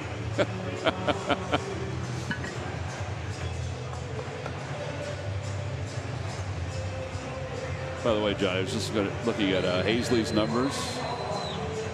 Hitting 300 in his last 37 games. Batting .290 overall. Phillies #1 pick a year ago. Here's Alfaro, who flied out to right field his first time up.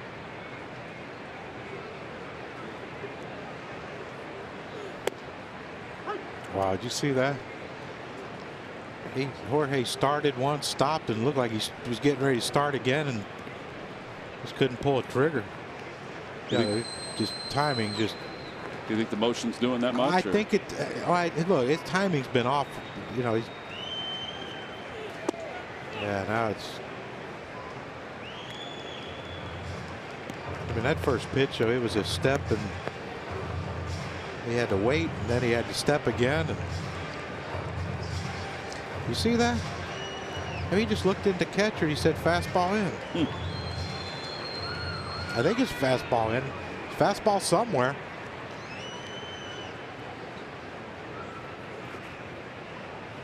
And he ain't trying to hide it. You know, I guess he can hide it, or else the catcher wouldn't see it. It's going to be a fastball in. Out toward right field. Gonzalez going back, and this one is gone. And the Phillies are on the board. Opposite field home run for Alfaro, 5th of the year. And it's a 6-1 ball game.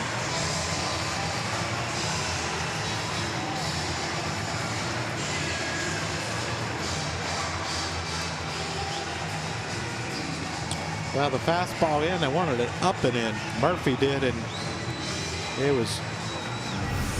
Yeah, watch this. Watch it.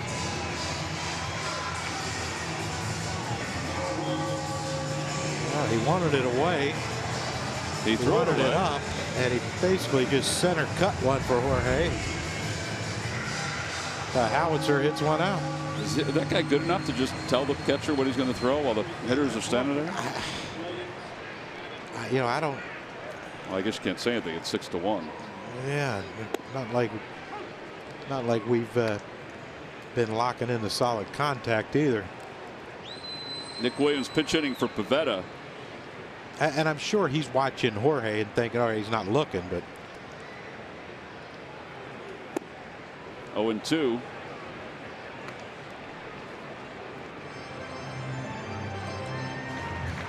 Nine for 20 as a pinch hitter. Gabe said part of the reason why he was avoiding the lefties is because of the funky delivery that Anderson has, which we've seen tonight.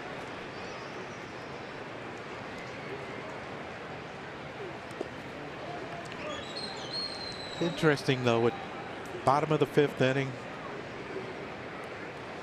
Unless he's going to double switch, which I don't know why you would if Nick doesn't get on, but he's your best pinch hitter. Yeah, you have other options with Crawford and Odubel, although Odubel's 0 for his last 20. Check swing, 2-2.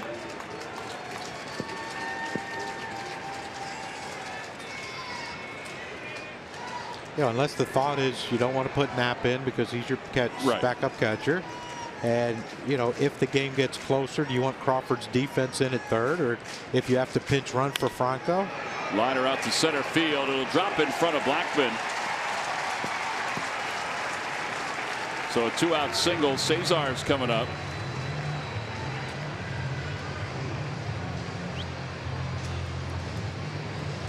And like you said, Odubel's 0 for his last 20. That ends at 0 for 10 for Nick Williams. Now Steve Foster going out. Kind of a strange time for a trip.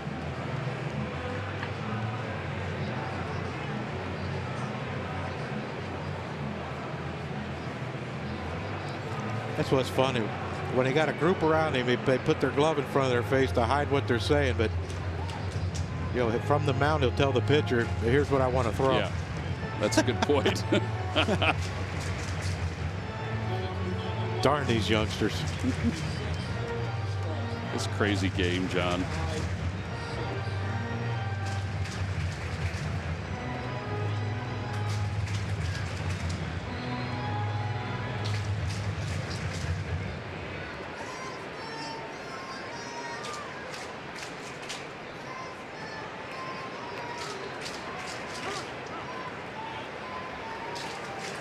Here's where Nick has to be careful too. He saw the move from Anderson. The last thing you want to do is get picked off in this situation. How about that lead by Nick? 2 feet off the base, and as soon as Anderson lifted his leg, he took a step back. He ain't getting picked off.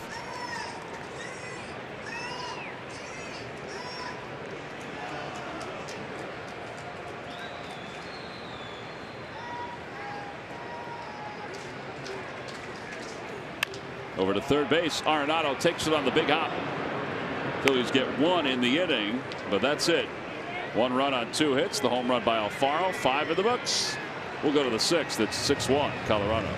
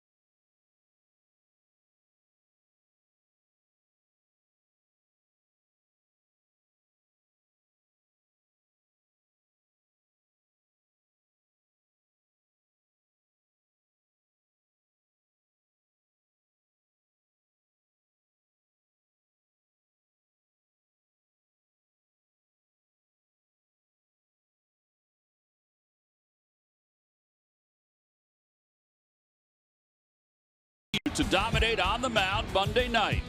Aaron frustrated Colorado for 6 2/3 innings, allowing 1 run on just 4 hits, no walks, while striking out 10 for his 5th career double-digit strikeout performance. Nola improved to 6-0 at home this season. That is 14-3 since June 22nd of last year. He is the first Philly with multiple starts of 10 strikeouts or more and no walks in a season since Cliff Lee in 2013. And it's brought to you by Independence Blue Cross. Live fearless. Well, we're celebrating a Greek Heritage Night here at Citizens Bank Park, and the Fanatic, the chameleon that he is able to float right into any kind of dance that's going on. That's because he has an outfit for everything. We go to the top of the 6th inning. Got it all together, John. Yeah, a lot of material was used in that Greek outfit he had on.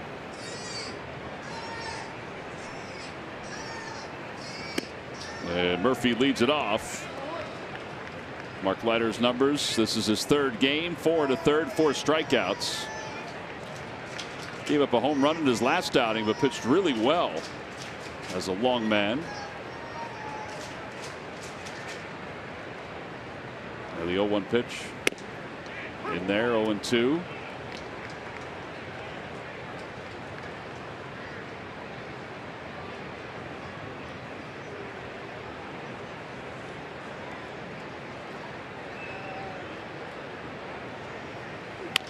Bouncer foul.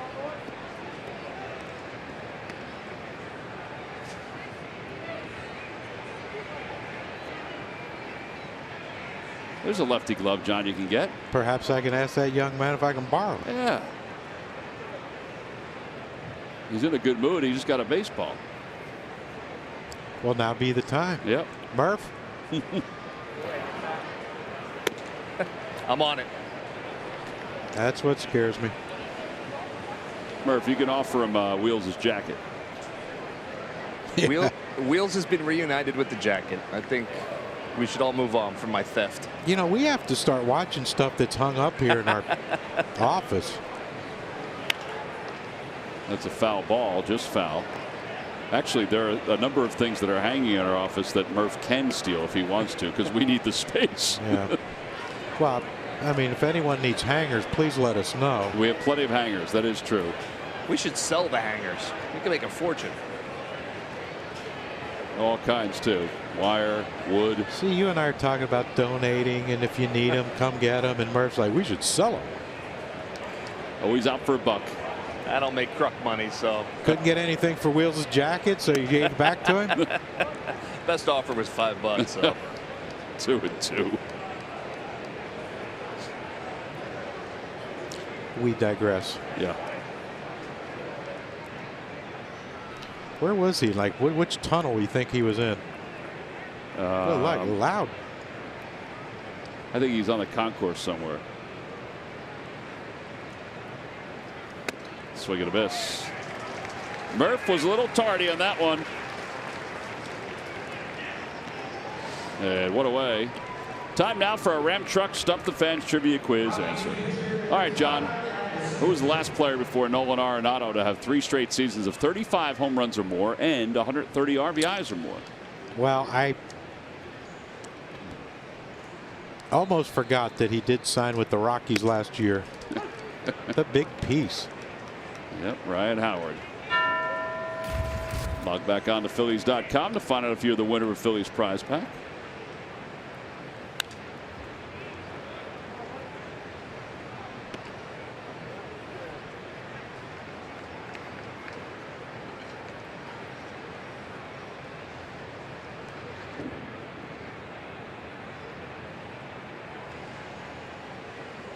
Curveball and a strike 3 called.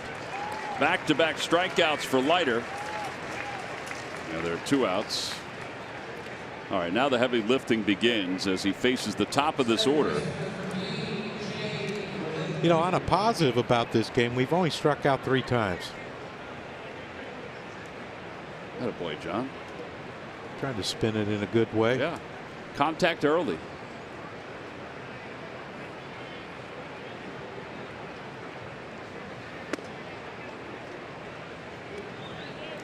The bad thing is we only got 1 run. Working on that. Yeah, still early.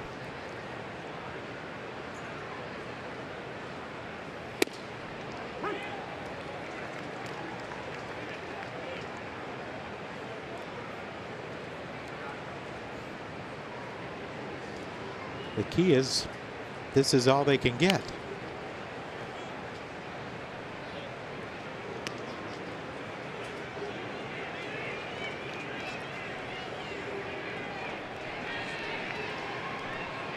Ball at 2 strikes. Where'd you find that? Someone.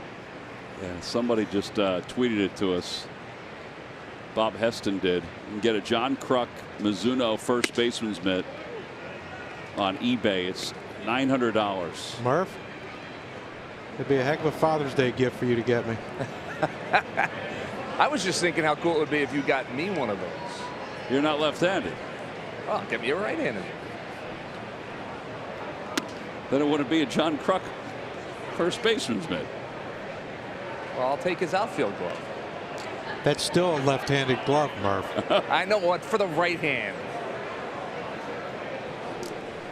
I can't make it happen, Joe. I can't believe that there's a John Kruk glove for sale on eBay. For $900. Yeah. So, well, I hope no one buys it. They're getting ripped off, man. All right, I'll take it down. Hot shot to third. Played on one hop by Maikel Franco. Now the side is retired. Rockies go down 1-2-3 for the third time tonight. We'll go to the bottom of the sixth inning. Rhys Hoskins is due to lead things off.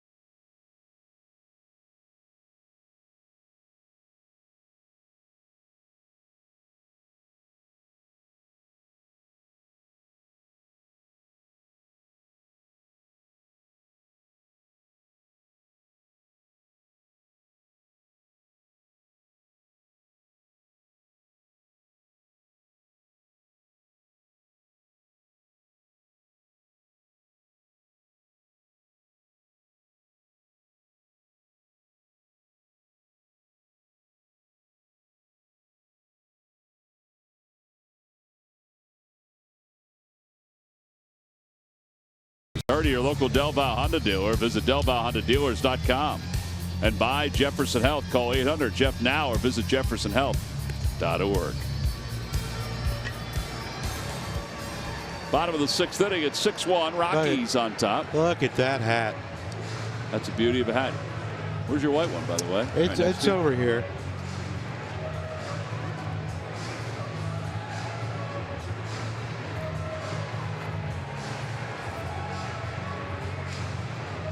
You're not going to order that glove, are you? Well, I'm going to see how high the bidding goes. Oh, that thing's up for bid? Yes. Well, what's the $900? Is that what they want for it? Buy it now for $900. I'm going to make. Should we make an offer? Yeah, 25 cents. I don't think that's going to. I don't think that's going to work. 27 cents. We could buy it right now for $900, and you'll have a glove for in the stand. So you can put stuff on there and put like this is you can buy it now for whatever, and yeah, someone can they start bidding. Is that how that works? Yeah. And what is that? eBay? I actually have it. I had no idea I had an eBay account. I have an eBay account. Good for you.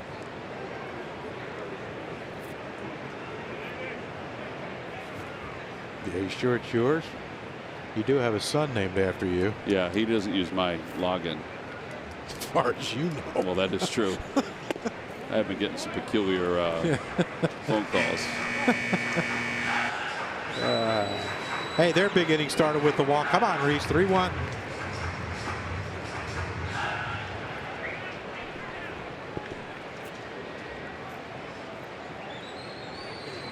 Fouled back. My offer, by the way, is tops right now.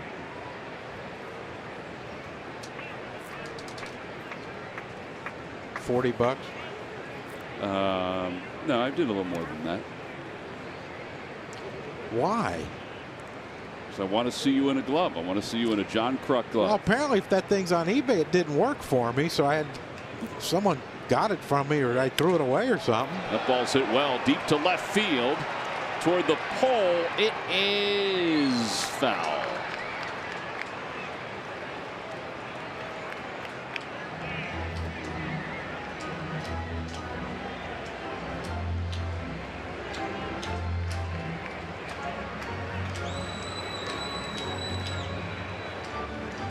I need to allow 1 day and 23 hours for them to respond.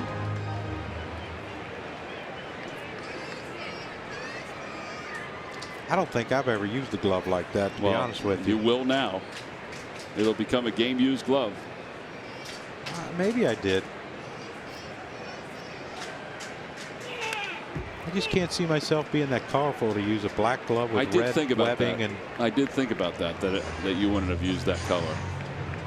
I remember when they come to spring training in the big truck, and like you can go in there and tell them I want this color, this, and this color, that, and this color, this. I don't know. Maybe I came in one day a little over the weather and the weather got a little nuts.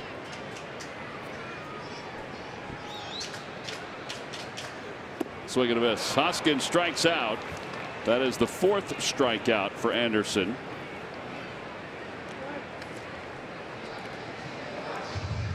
And there's one away. Scott Kingre's coming up. Well, the one thing with Anderson, he got a big lead, but he's not quitting pitching. 3-2. You'd think leadoff hitter, let me challenge him. Came out with that 3-2 changeup and got Reese to swing through it.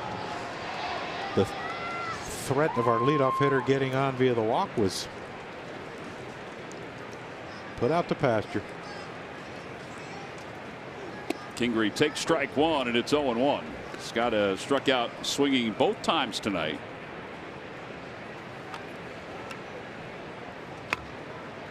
His quote, he said, is it's a process. Yeah. Seems to be a popular word around the city of Philadelphia, the sports world. Well, it worked for quick pitched him.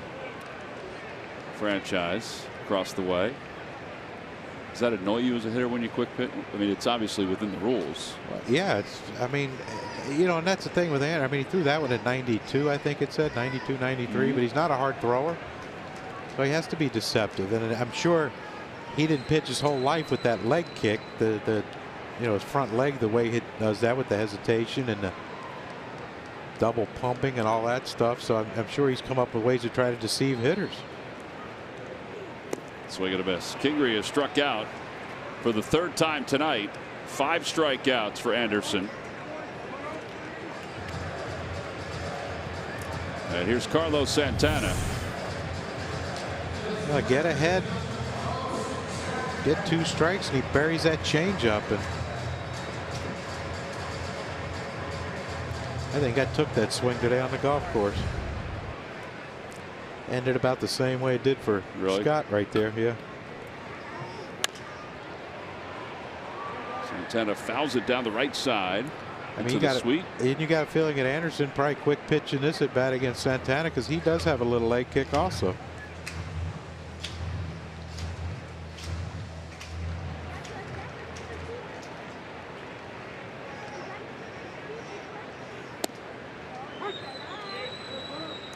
Or he's just going to do what he did to the others. Well, his get ahead.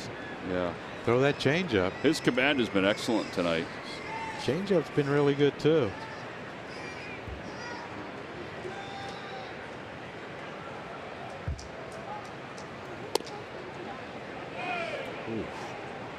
He's close. Murphy pulled it back.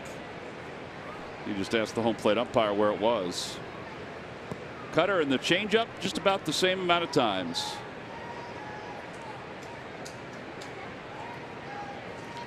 I think he quick pitches here. Nope, the old changeup. And Santana lays off 2-2.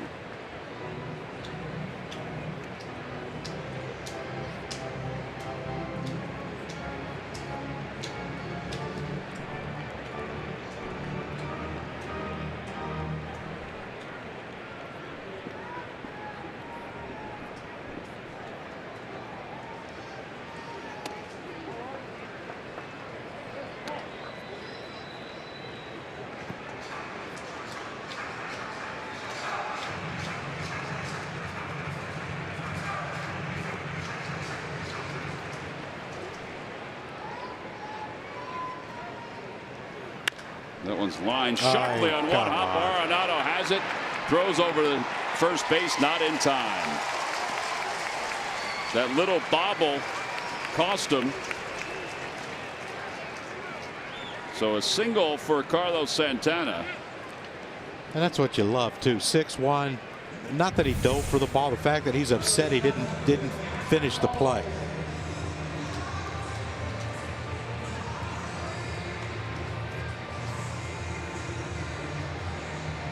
Yeah, it's just on the transfer, that little drop, and he couldn't. I mean, he's still got a lot on the throw, but not normally like he used to. But look at him. It is amazing, his hand-eye coordination over third base. I mean, how many times already in these first 2 games we've seen him dive and he's been able to get his glove on it. He's still not happy.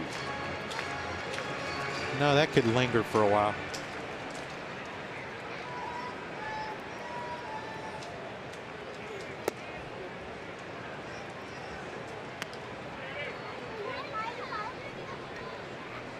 Now that was scored a hit? Yes.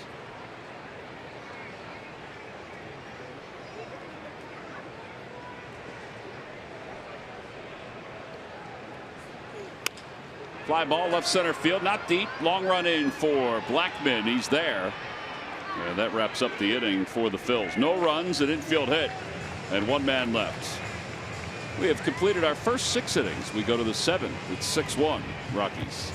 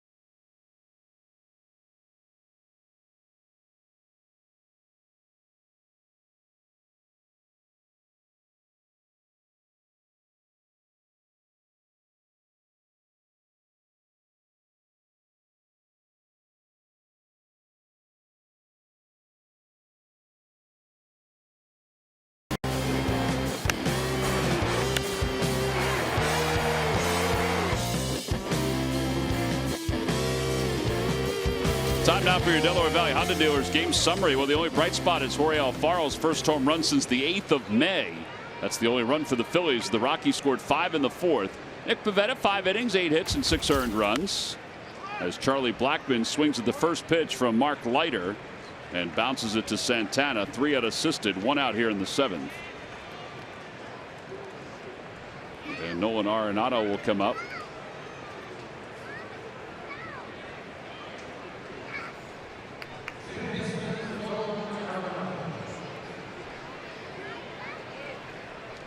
Arenado has walked twice and has a sac fly.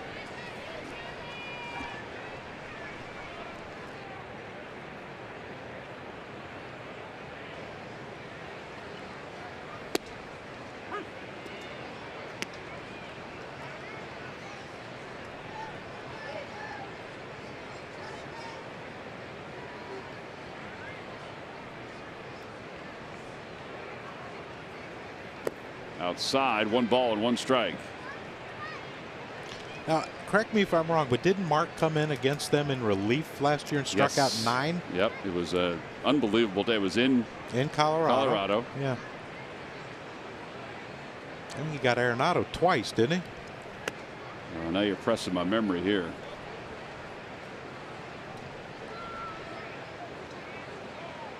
Let's take a look.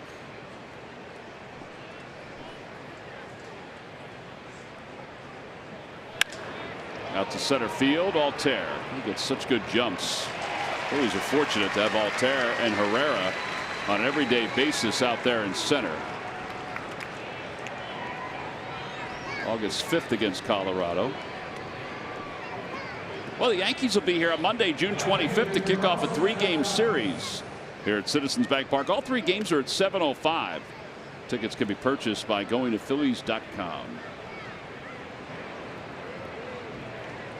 It was actually Pivetta who Leiter took over for. We got Arenado swinging in on his first at bat. Aaron Judge wants to hit here so bad he showed up early. Sure, Aaron Boone's not happy about that. Their game against Washington is tied up at 4 in the 6th inning. Arenado did strike out twice against Leiter.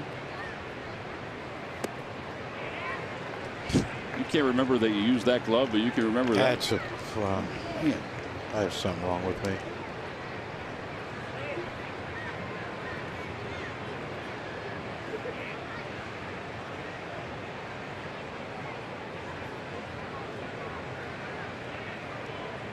Curveball way out in front of that 72-mile-an-hour hook.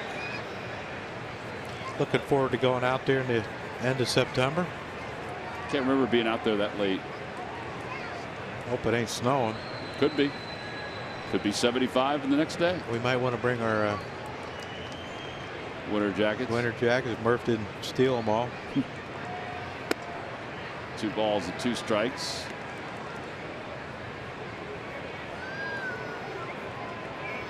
Gonzalez tonight is 1 for 2. He's walked, reached on an infield hit and scored, and then grounded out.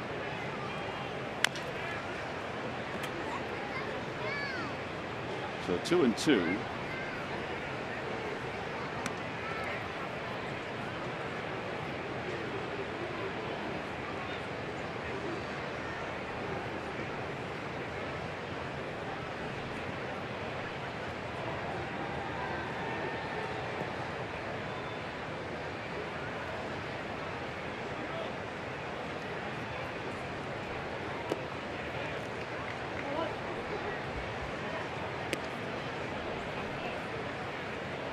But Black, his team was behind most of yesterday's game, ahead.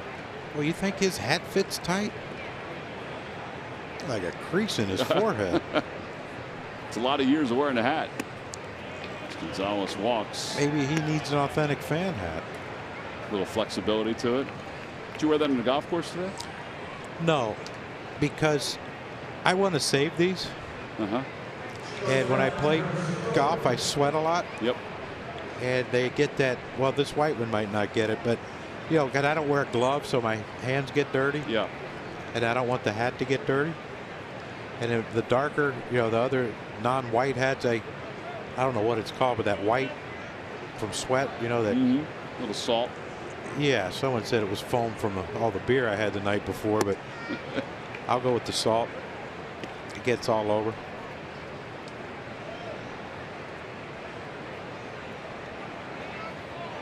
Trevor Story tonight is 2 for 3.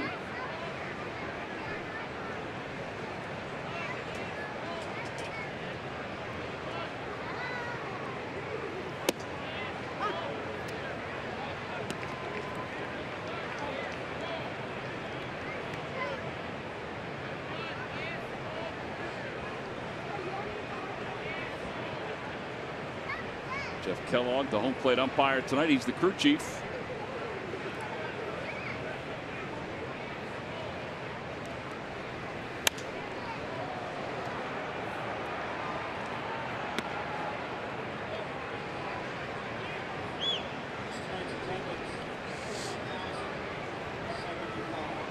And the weather tomorrow is supposed to be good? Yeah. Good. Weather for the weekend while we're out in Milwaukee is supposed to be nice.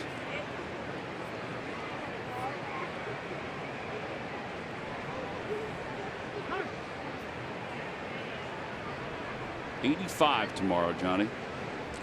All right. Could be shorts. You could wear shorts.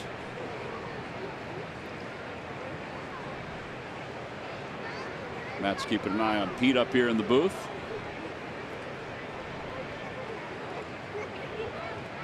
So now our technology's gotten so good, we have a camera watching a camera. Yeah. Either that or Matt's run out of shots to take.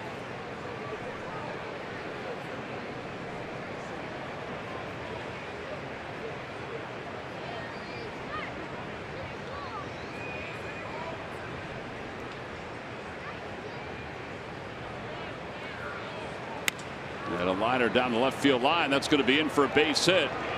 Gonzalez is heading to third, and Stu Cole is going to wave him home.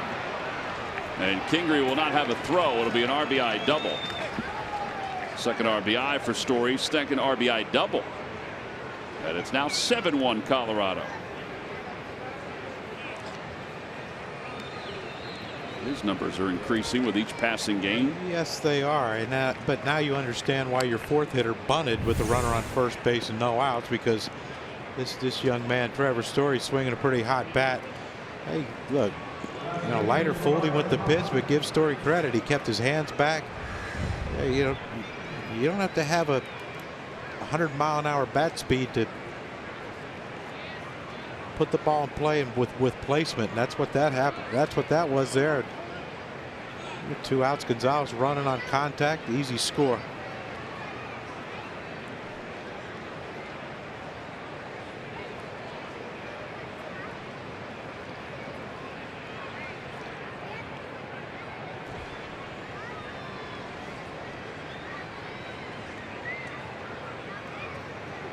Breaking ball, and it's 0-1.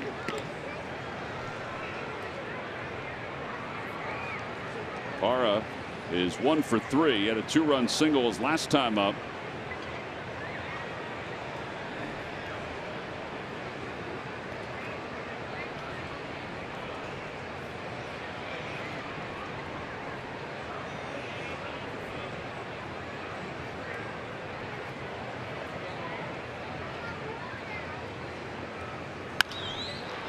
Ground ball into the shift. Cesar's up with it. And that'll do it for the Rockies here in the 7th inning.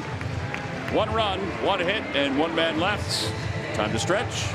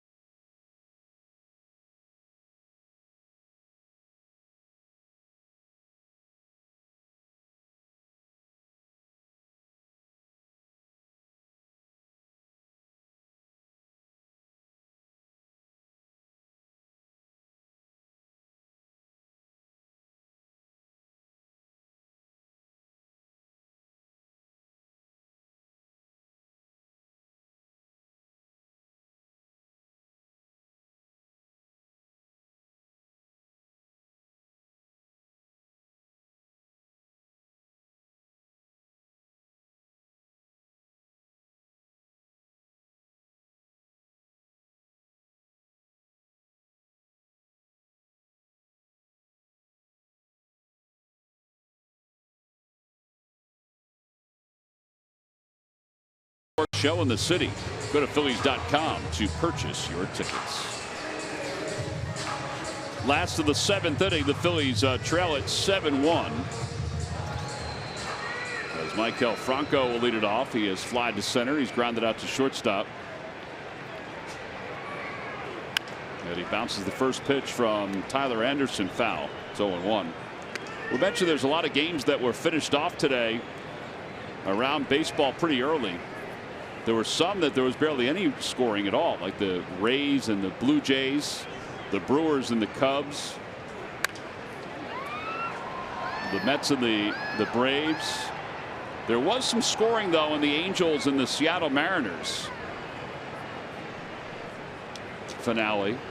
The Mariners, who are in first place in the American League West, they've won 3 straight. Pitched low, 1-2. Took on the LA Angels of Anaheim, who have lost 3 straight. And Seattle won on a walk-off by Mitch Haniger. 2-run walk-off home run. I think they're becoming the story in baseball with 44 wins now. Yeah, that's, you know, probably going to have to do for most of the year without Robinson Cano. Well, and they've said that when Cano comes back, he is going to share time at second base with D. Gordon or whoever they decide to put there. I feel like that might not sit well with Cano or the person who agreed to give him whatever 180, 200 million or whatever. Yeah, well, that GM is no longer there. Yeah, you know, what kind of player will he be when he comes back? Fly ball behind second base. And Story will take care of Franco. 1 out here in the 7th inning. Mariners have won 6 of their last 7 and 11 of their last 13.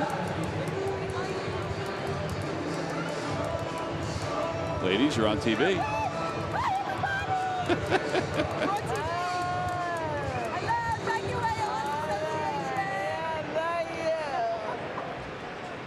The ALS Association of Philadelphia does such tremendous work.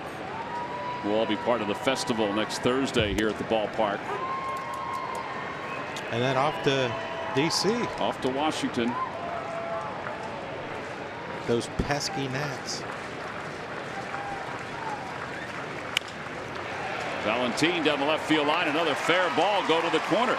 We'll have a second extra base hit of the night. The ball was stuck under the padding, but Parra gets it in.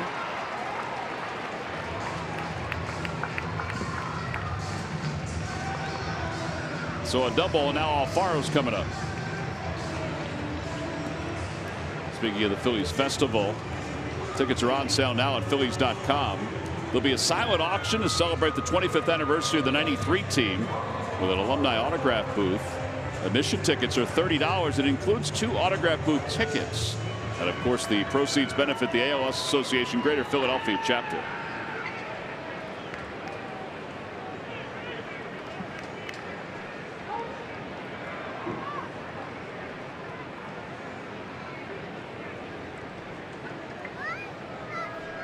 Alfaro homered his last time, and he takes low.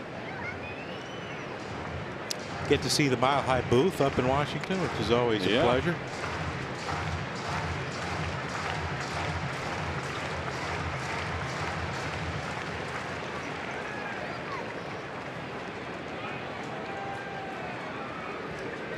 Got Hector warming up down there in the pen and Crawford in the on deck circle.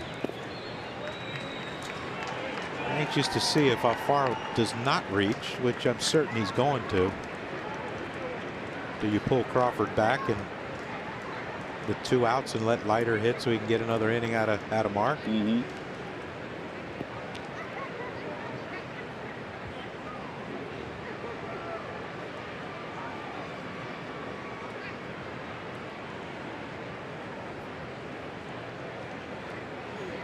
Outside.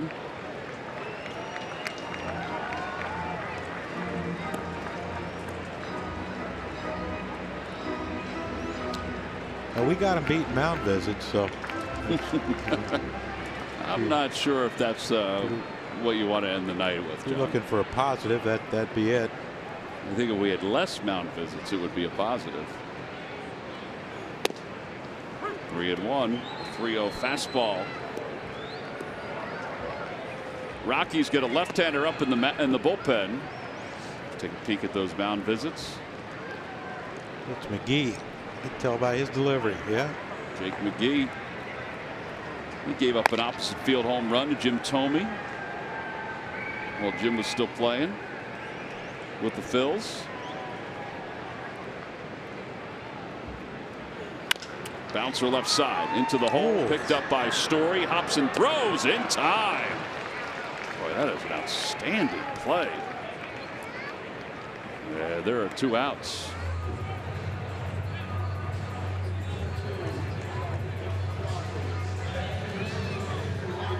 Our Hyundai defensive play of the game. It wasn't even close. No, but watch his hop that it takes. Watch his hop. See the bounce right there, and then it kicks back into his body. Unbelievable play by Story. You know, watch that thing. See how it comes back on him, and he kind of handcuffed him, got into his rib cage, and that's a heck of a play because we know Alfaro was hustling down the line, and that's our Hyundai defensive play of the game, brought to you by your local Hyundai dealers.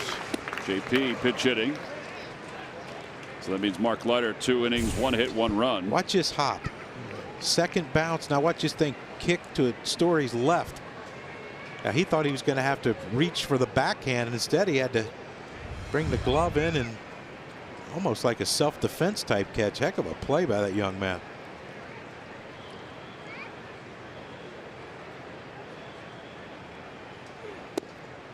Hmm. 0-2.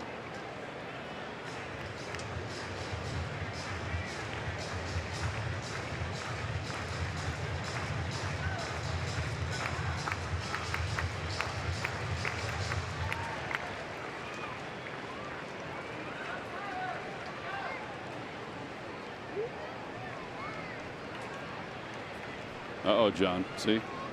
Now we're all evened up. Dadgummit, we tied it. They tied us.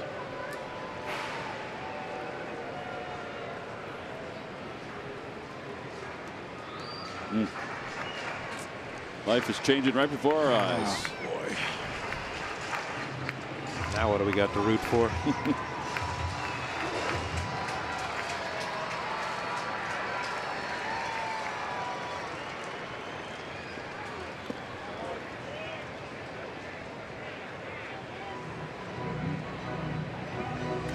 You wonder if Valentine might get a little more playing time the way he's swinging it.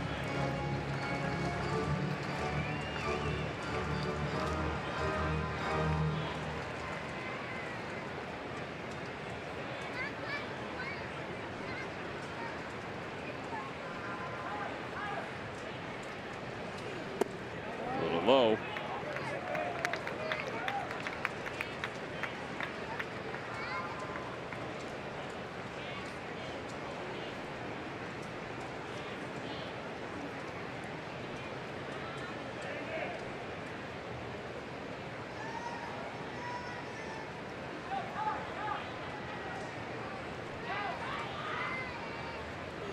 Swing and a miss. And that'll wrap up the 7th inning. No runs, 1 hit, and 1 man left in scoring position. We played 7. We'll go to the 8th inning with the Phillies still trailing at 7-1.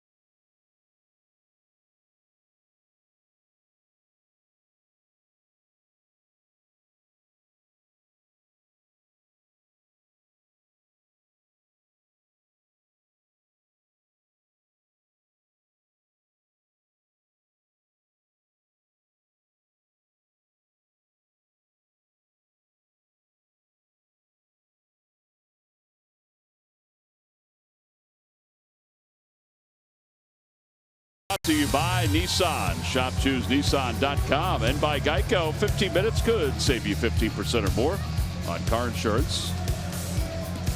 Hello, John Kruk, Greg Murphy. I'm Tom McCarthy. Hector Neris is taking over as we go to the top of the 8th inning. 2 innings for Mark Leiter, 1 run. And now Hector. Phillies will wrap up this series tomorrow afternoon. It's a 1:05 first pitch. Will be on the air at 1.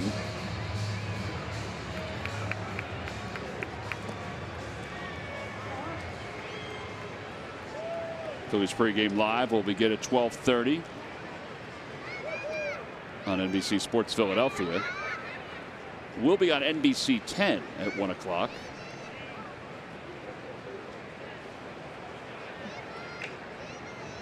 German Marquez and Vince Velasquez are scheduled to pitch for the Phils. There's a lot of Peacock watching tomorrow, huh? That's right. One channel to the next. Ask you to get in your seats early tomorrow for the Jim Thome ceremony.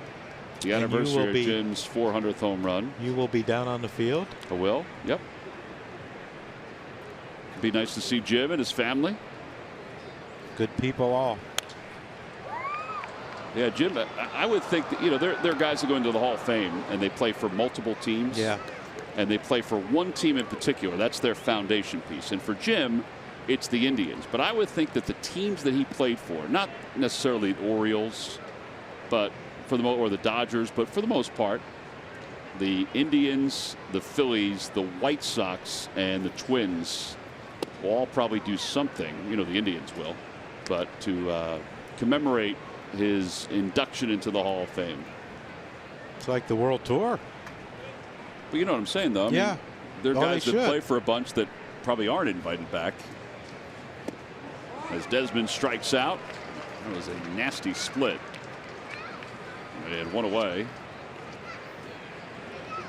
Yeah, that'll bring Tom Murphy up. You have a feeling that they'll run Hector out there for a couple innings just to you got to get him right. You have to get him right. I think that's a really good point. I mean, you think about the Phillies bullpen and moving forward, what it will look like if the Phillies contend. And I know that Gabe is not set on using a specific player as a closer, but you'd like to have options for guys that could close, along with Sir Anthony Dominguez and Tommy Hunter and Luis Garcia and Ramos. 0-2, 95 on that pitch.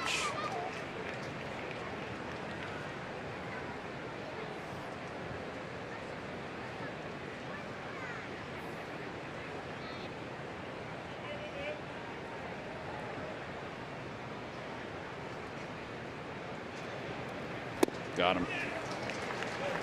Back-to-back strikeouts with a split. Well, he's on top of that tonight. Every time a Phillies pitcher records a pitch of 95 miles per hour or more, Comcast will make a contribution to Phillies charities. Phillies baseball is brought to you by Xfinity, the fastest internet in Philadelphia. Here's McMahon to pinch hit for Anderson.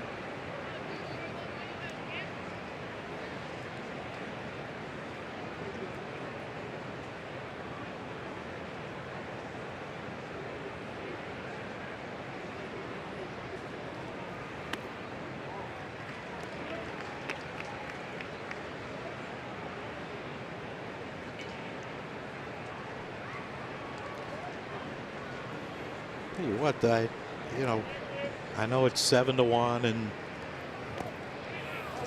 you say what you want to blow out, and the intensity level's not there for the hitters, but Hector Split's filthy tonight. Mm-hmm.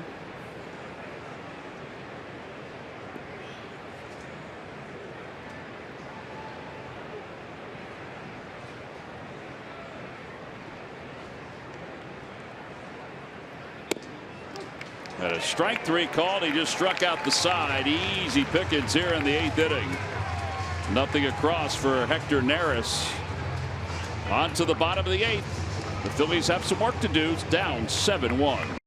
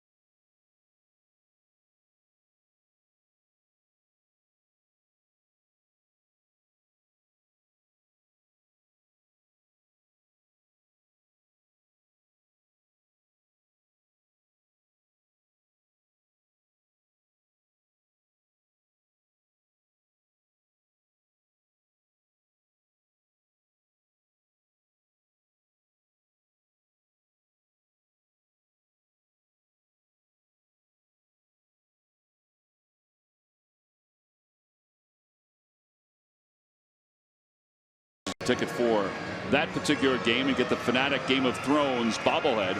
7:05 on Tuesday. We'll be out at section 138. Wednesday the 20th. That's a 1:05 first pitch. Have you ever watched Game of Thrones? You know, I have not. I haven't either. Murph has read the books. I know that. Well, of course he has. Yep. I've read the books and watched the show. Oh, you have watched the show? Yeah. Yep. Books the same as the show? Books are a little more detailed, obviously. Oh, yeah. But they're both very good. What's it like? Just give me a quick synopsis, Murph. What the heck is it about? There's a lot of killings. There's a lot of that. It's about a fight for a kingdom that 5 kings claiming one throne. Well, that's original. Are they brothers? They're related in various ways. And then there's some dragons. That's cool. You got to have dragons, man. Here's Cesar to lead it off.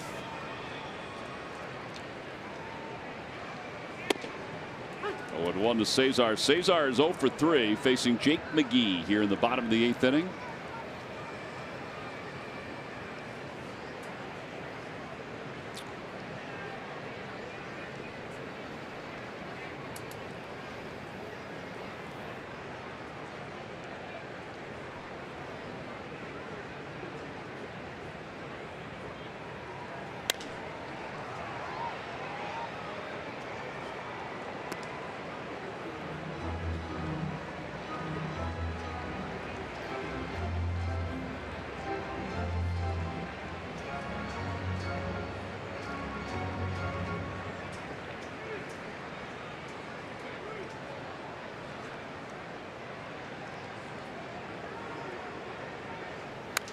Another foul ball, remains 0-2 to Cesar.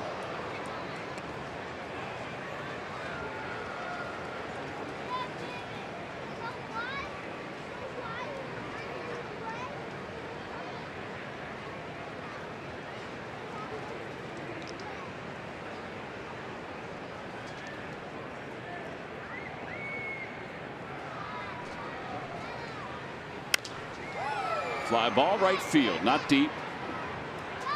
And Gonzalez is under it. And there's one out.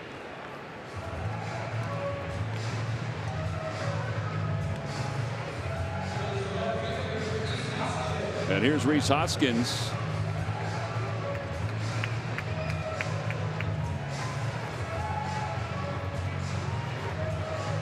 Hoskins is 1 for 3, a ground out, a single, and a strikeout.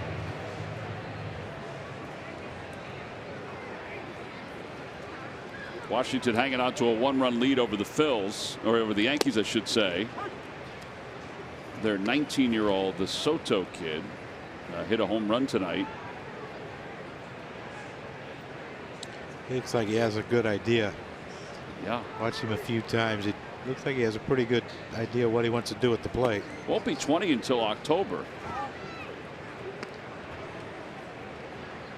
Hasn't been a good month for the Nats. Actually, he had 2 home runs tonight, Soto. 2 home runs. Isn't that what most 19-year-olds are doing now? I guess. Yeah, that month of October has been a little pesky for those Washington Nationals. Soto's hitting .328 with 3 home runs and 8 runs batted in. That's not too bad to start your big league career. Hoskins takes inside, 3-1. They also got Daniel Murphy back. That's what they needed. A young kid to come up and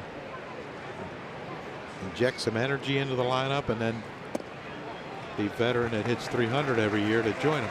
It's remarkable, though, that the Braves have 2 youngsters. The Nationals do. I mean, it's remarkable to give that young a player that much responsibility in this day and age in the big leagues. And we're still the youngest team in baseball. And we're still the youngest team in baseball.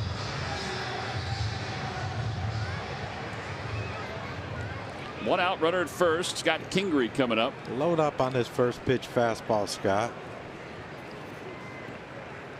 See the scoring summary as it spins by you.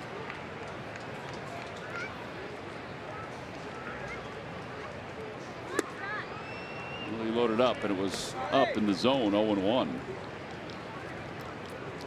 It's one thing to look for a pitch and get it, but it's another thing to you have to make sure it's a hittable pitch that you're looking for.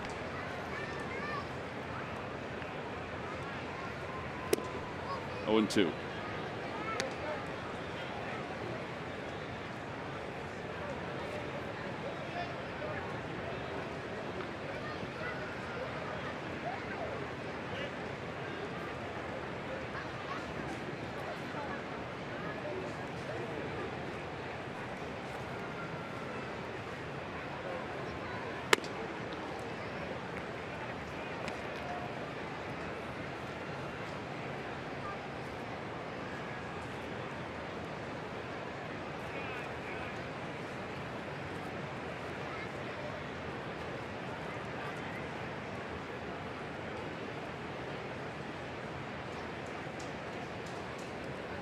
Swing and a miss, and Kingery strikes out for the 4th time in tonight's ball game. I don't think I saw that coming.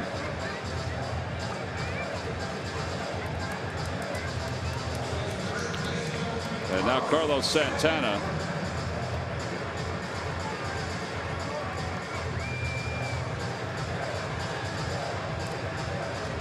Yeah, there was no tricking him. I mean, you know, that's the thing with Jake McGee throughout his career. He's going to fire you some fastballs in there. He'll throw in a breaking ball here and there, but he's going to come right after you, especially 6-run lead.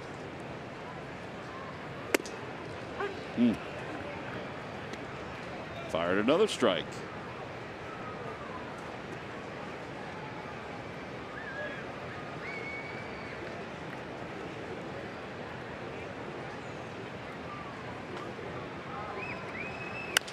Fly ball out to shallow right field. Gonzalez got a good jump. And that'll wrap up the 8th inning. Quiet night for the Phillies offensively. Phillies have managed 6 hits. We'll go to the 9th. 7-1 Rockies.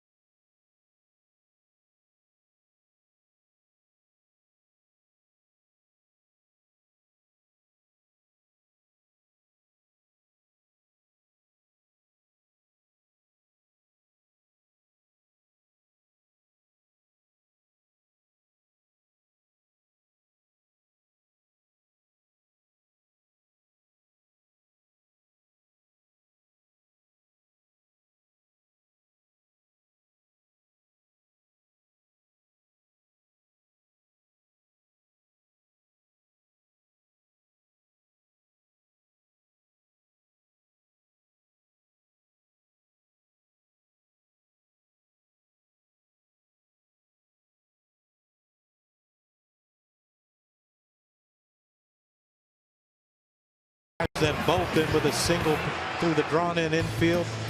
And then to top it off, Ian Desmond decided, well, you know what, we've scored and making guys sprint around the bases. Let's just make them jog. He hits a home run to right field on a hanging breaking ball from Nick Pivetta. And those are our deliveries of the game, brought to you by W.B. Mason. Well, it's 7-1, John, as we go to the top of the 9th inning. Hector Neris struck out the side in his 8th inning of work. And now it's Victor Arano who is looking to get some work in as well. With an ERA of 2.21.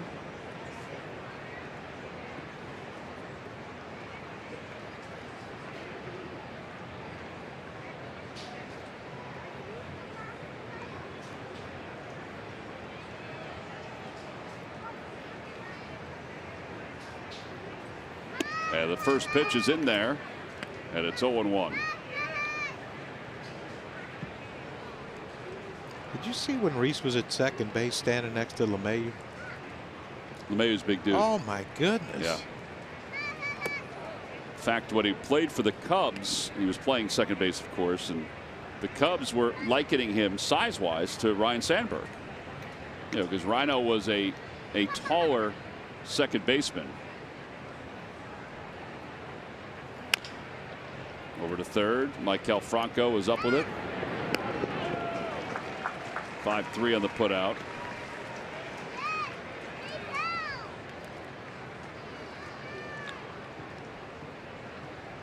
And DJ LeMahieu was even bigger than Ryan was.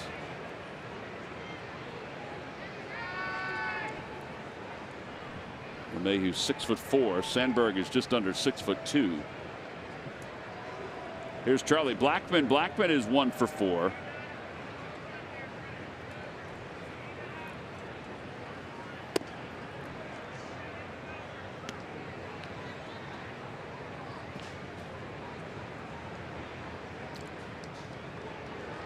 I think Charlie Blackmon might have been a fun teammate to play with. Just because of his beard? No, you know, he just looks like the type of guy that, you know, because of his beard. 5 minutes before first pitch, he's just locked in, and I think he looks like he. Well, I think that is should true. Be a, you know, interesting guy to have in the clubhouse. He's got a second hit of the night. There's a shock.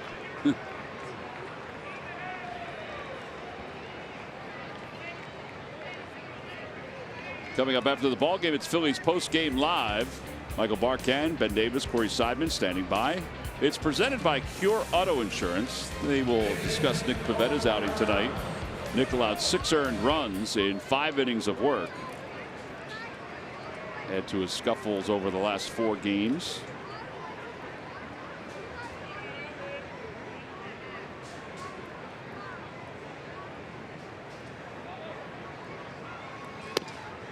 The outside corner, and it's 0-1 to Nolan Arenado.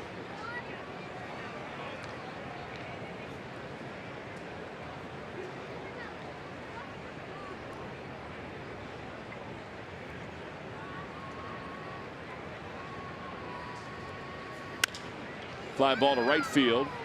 Valentin puts it away for the second out. And now Carlos Gonzalez will be the hitter.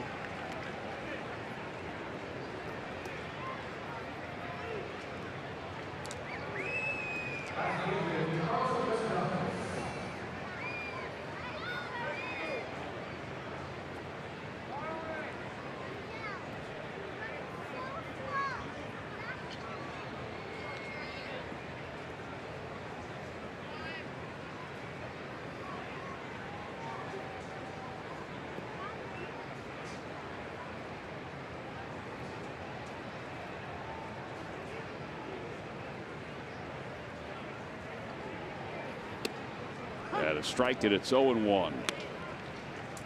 Gonzalez has scored 2 runs. He's been on base 3 times.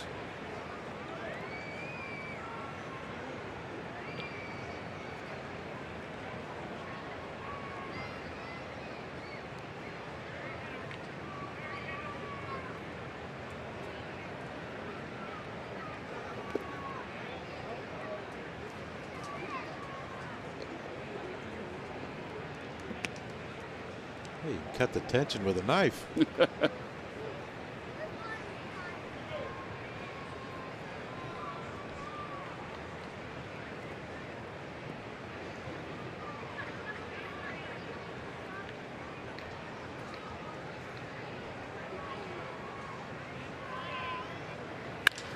Back toward the middle, a base hit for Gonzalez, and that'll be his second hit. Runners on first and second with 2 outs, and it means Trevor Story's coming up again. He's got 3 hits, 2 doubles in tonight's ball game.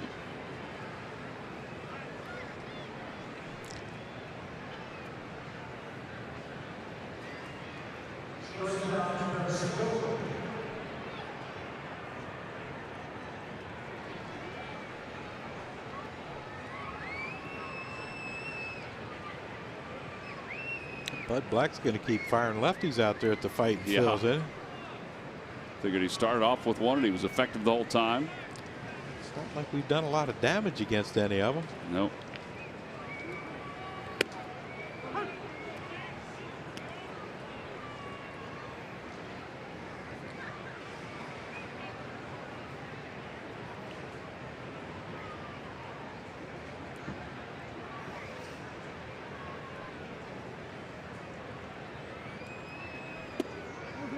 A little low.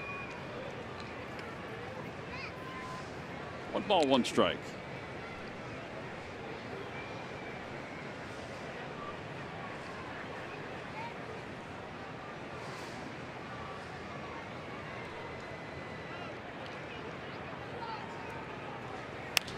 Popped him up. Michael Franco is there. And the inning is over. No runs, 2 hits, and 2 men left. We go to the bottom of the 9th inning. Phillies down 7-1 to the Rockies.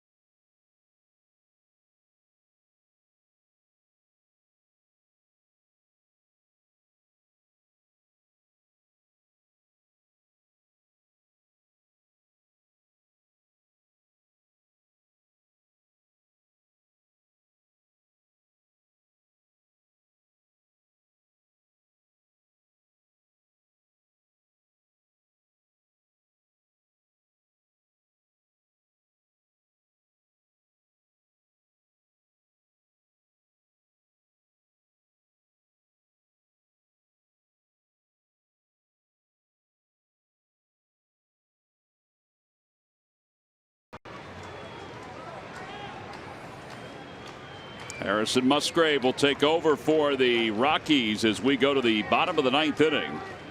After Jake McGee went 1 inning. Struck out 1. First pitch to Altair. Swing and a miss. Musgrave 0-1 with a 2.65 earned run average. He was just added back to the roster. He was on the bereavement list for the first game of this series. And it's 1-1 to Altair. Phillies with 1 run on 6 hits. This has been one of those clunkers tonight. They fell behind early. 1-0 in the first, and then 5 runs by the Rockies in the 4th inning. But there truly was no looking back. The only run for the Phillies, an opposite field home run by Jorge Alfaro. And the 1-2 pitch. Just a bit outside, 2-2. Phillies have struck out 7 times tonight. Unless it's a really bad bottom of the ninth, we're going to keep it under 10. That's right. And then tomorrow, they'll hope to win the series behind that man right there, Vince Velasquez.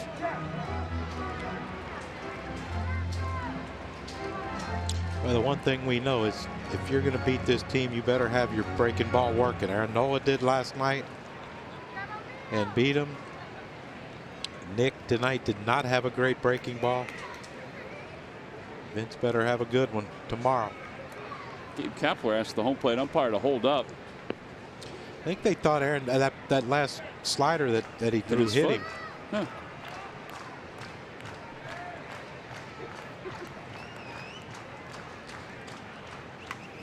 Swing and a miss. Altair strikes out, 1 away here in the 9th inning. Here comes Michael Franco. Michael is 0 for 3. He has swung early in his at-bats. He and Aaron both. You know, Aaron attacking that first pitch.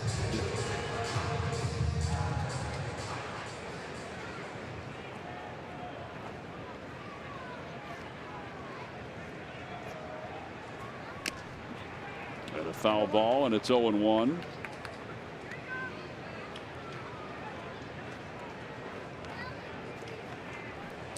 Change up first pitch. Yeah, Michael is a little ahead of it.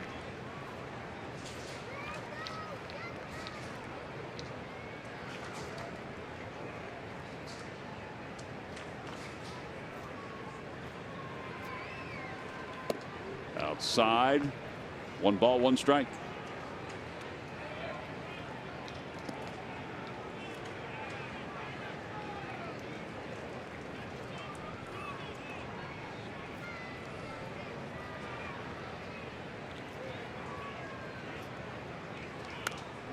One and 2.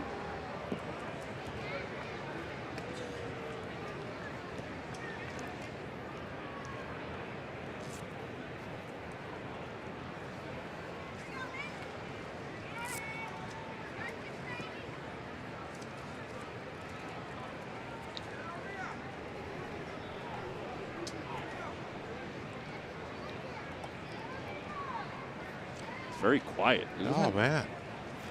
It's like a spring training B game. Just a bit outside, 2-2.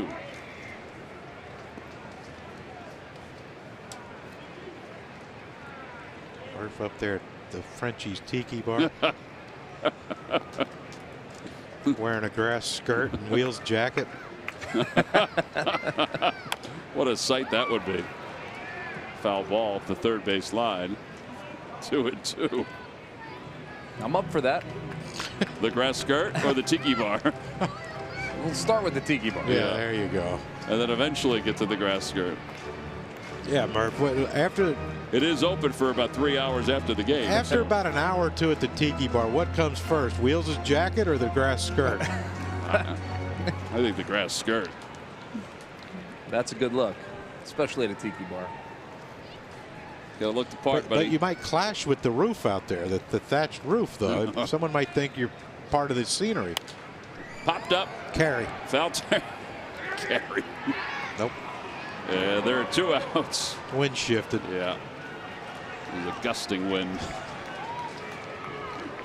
And here's Jeswell Valentine, who has been the only bright spot for the Phils offensively tonight. Alfaro's home run was nice, but that's true.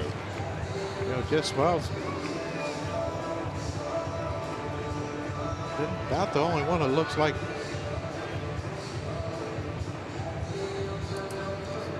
locked in up there.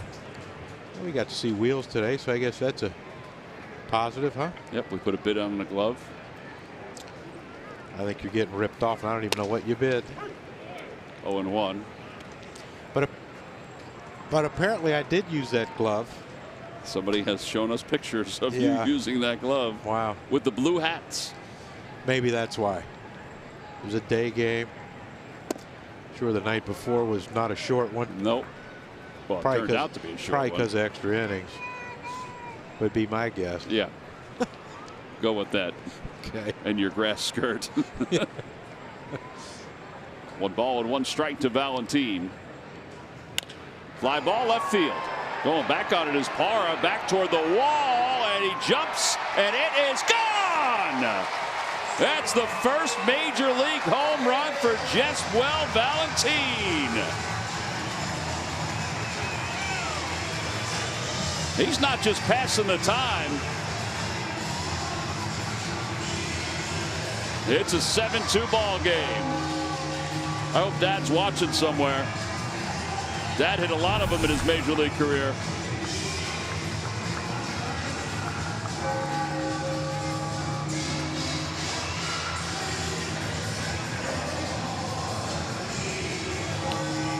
Off the top of the small fence and out of here. You know, beautiful thing too. I mean, the way he's swinging the bat. Now I saw him the last couple of swings. We know he could swing the bat. I think the thing was more impressive than that. You know, the first one on the top step was to greet him. Who's that? Odubel. Odubel. Here's old Dubes. Yep.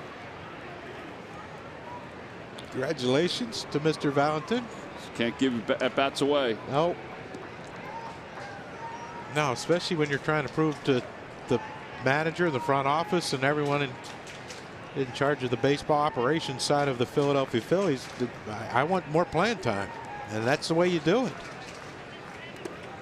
1 ball, 1 strike. That's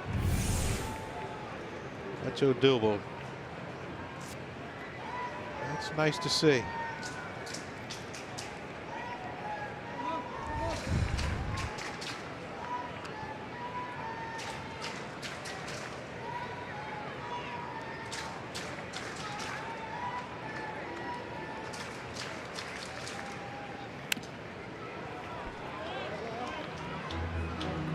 Far looks like a pen exploded on his thigh. Yeah, red Sharpie. I wonder what that. Is he wearing like a red wristband today? I didn't see it. I know he usually wears. Yeah, the little cheat sheet. Yeah, but it's like, you know, blue and yellow, and but I think today he might have had a red one on.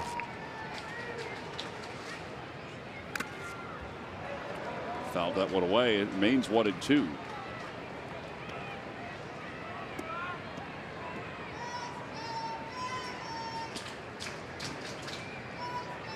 Well, Valentin's, yeah, there it is right there. I don't know what that is.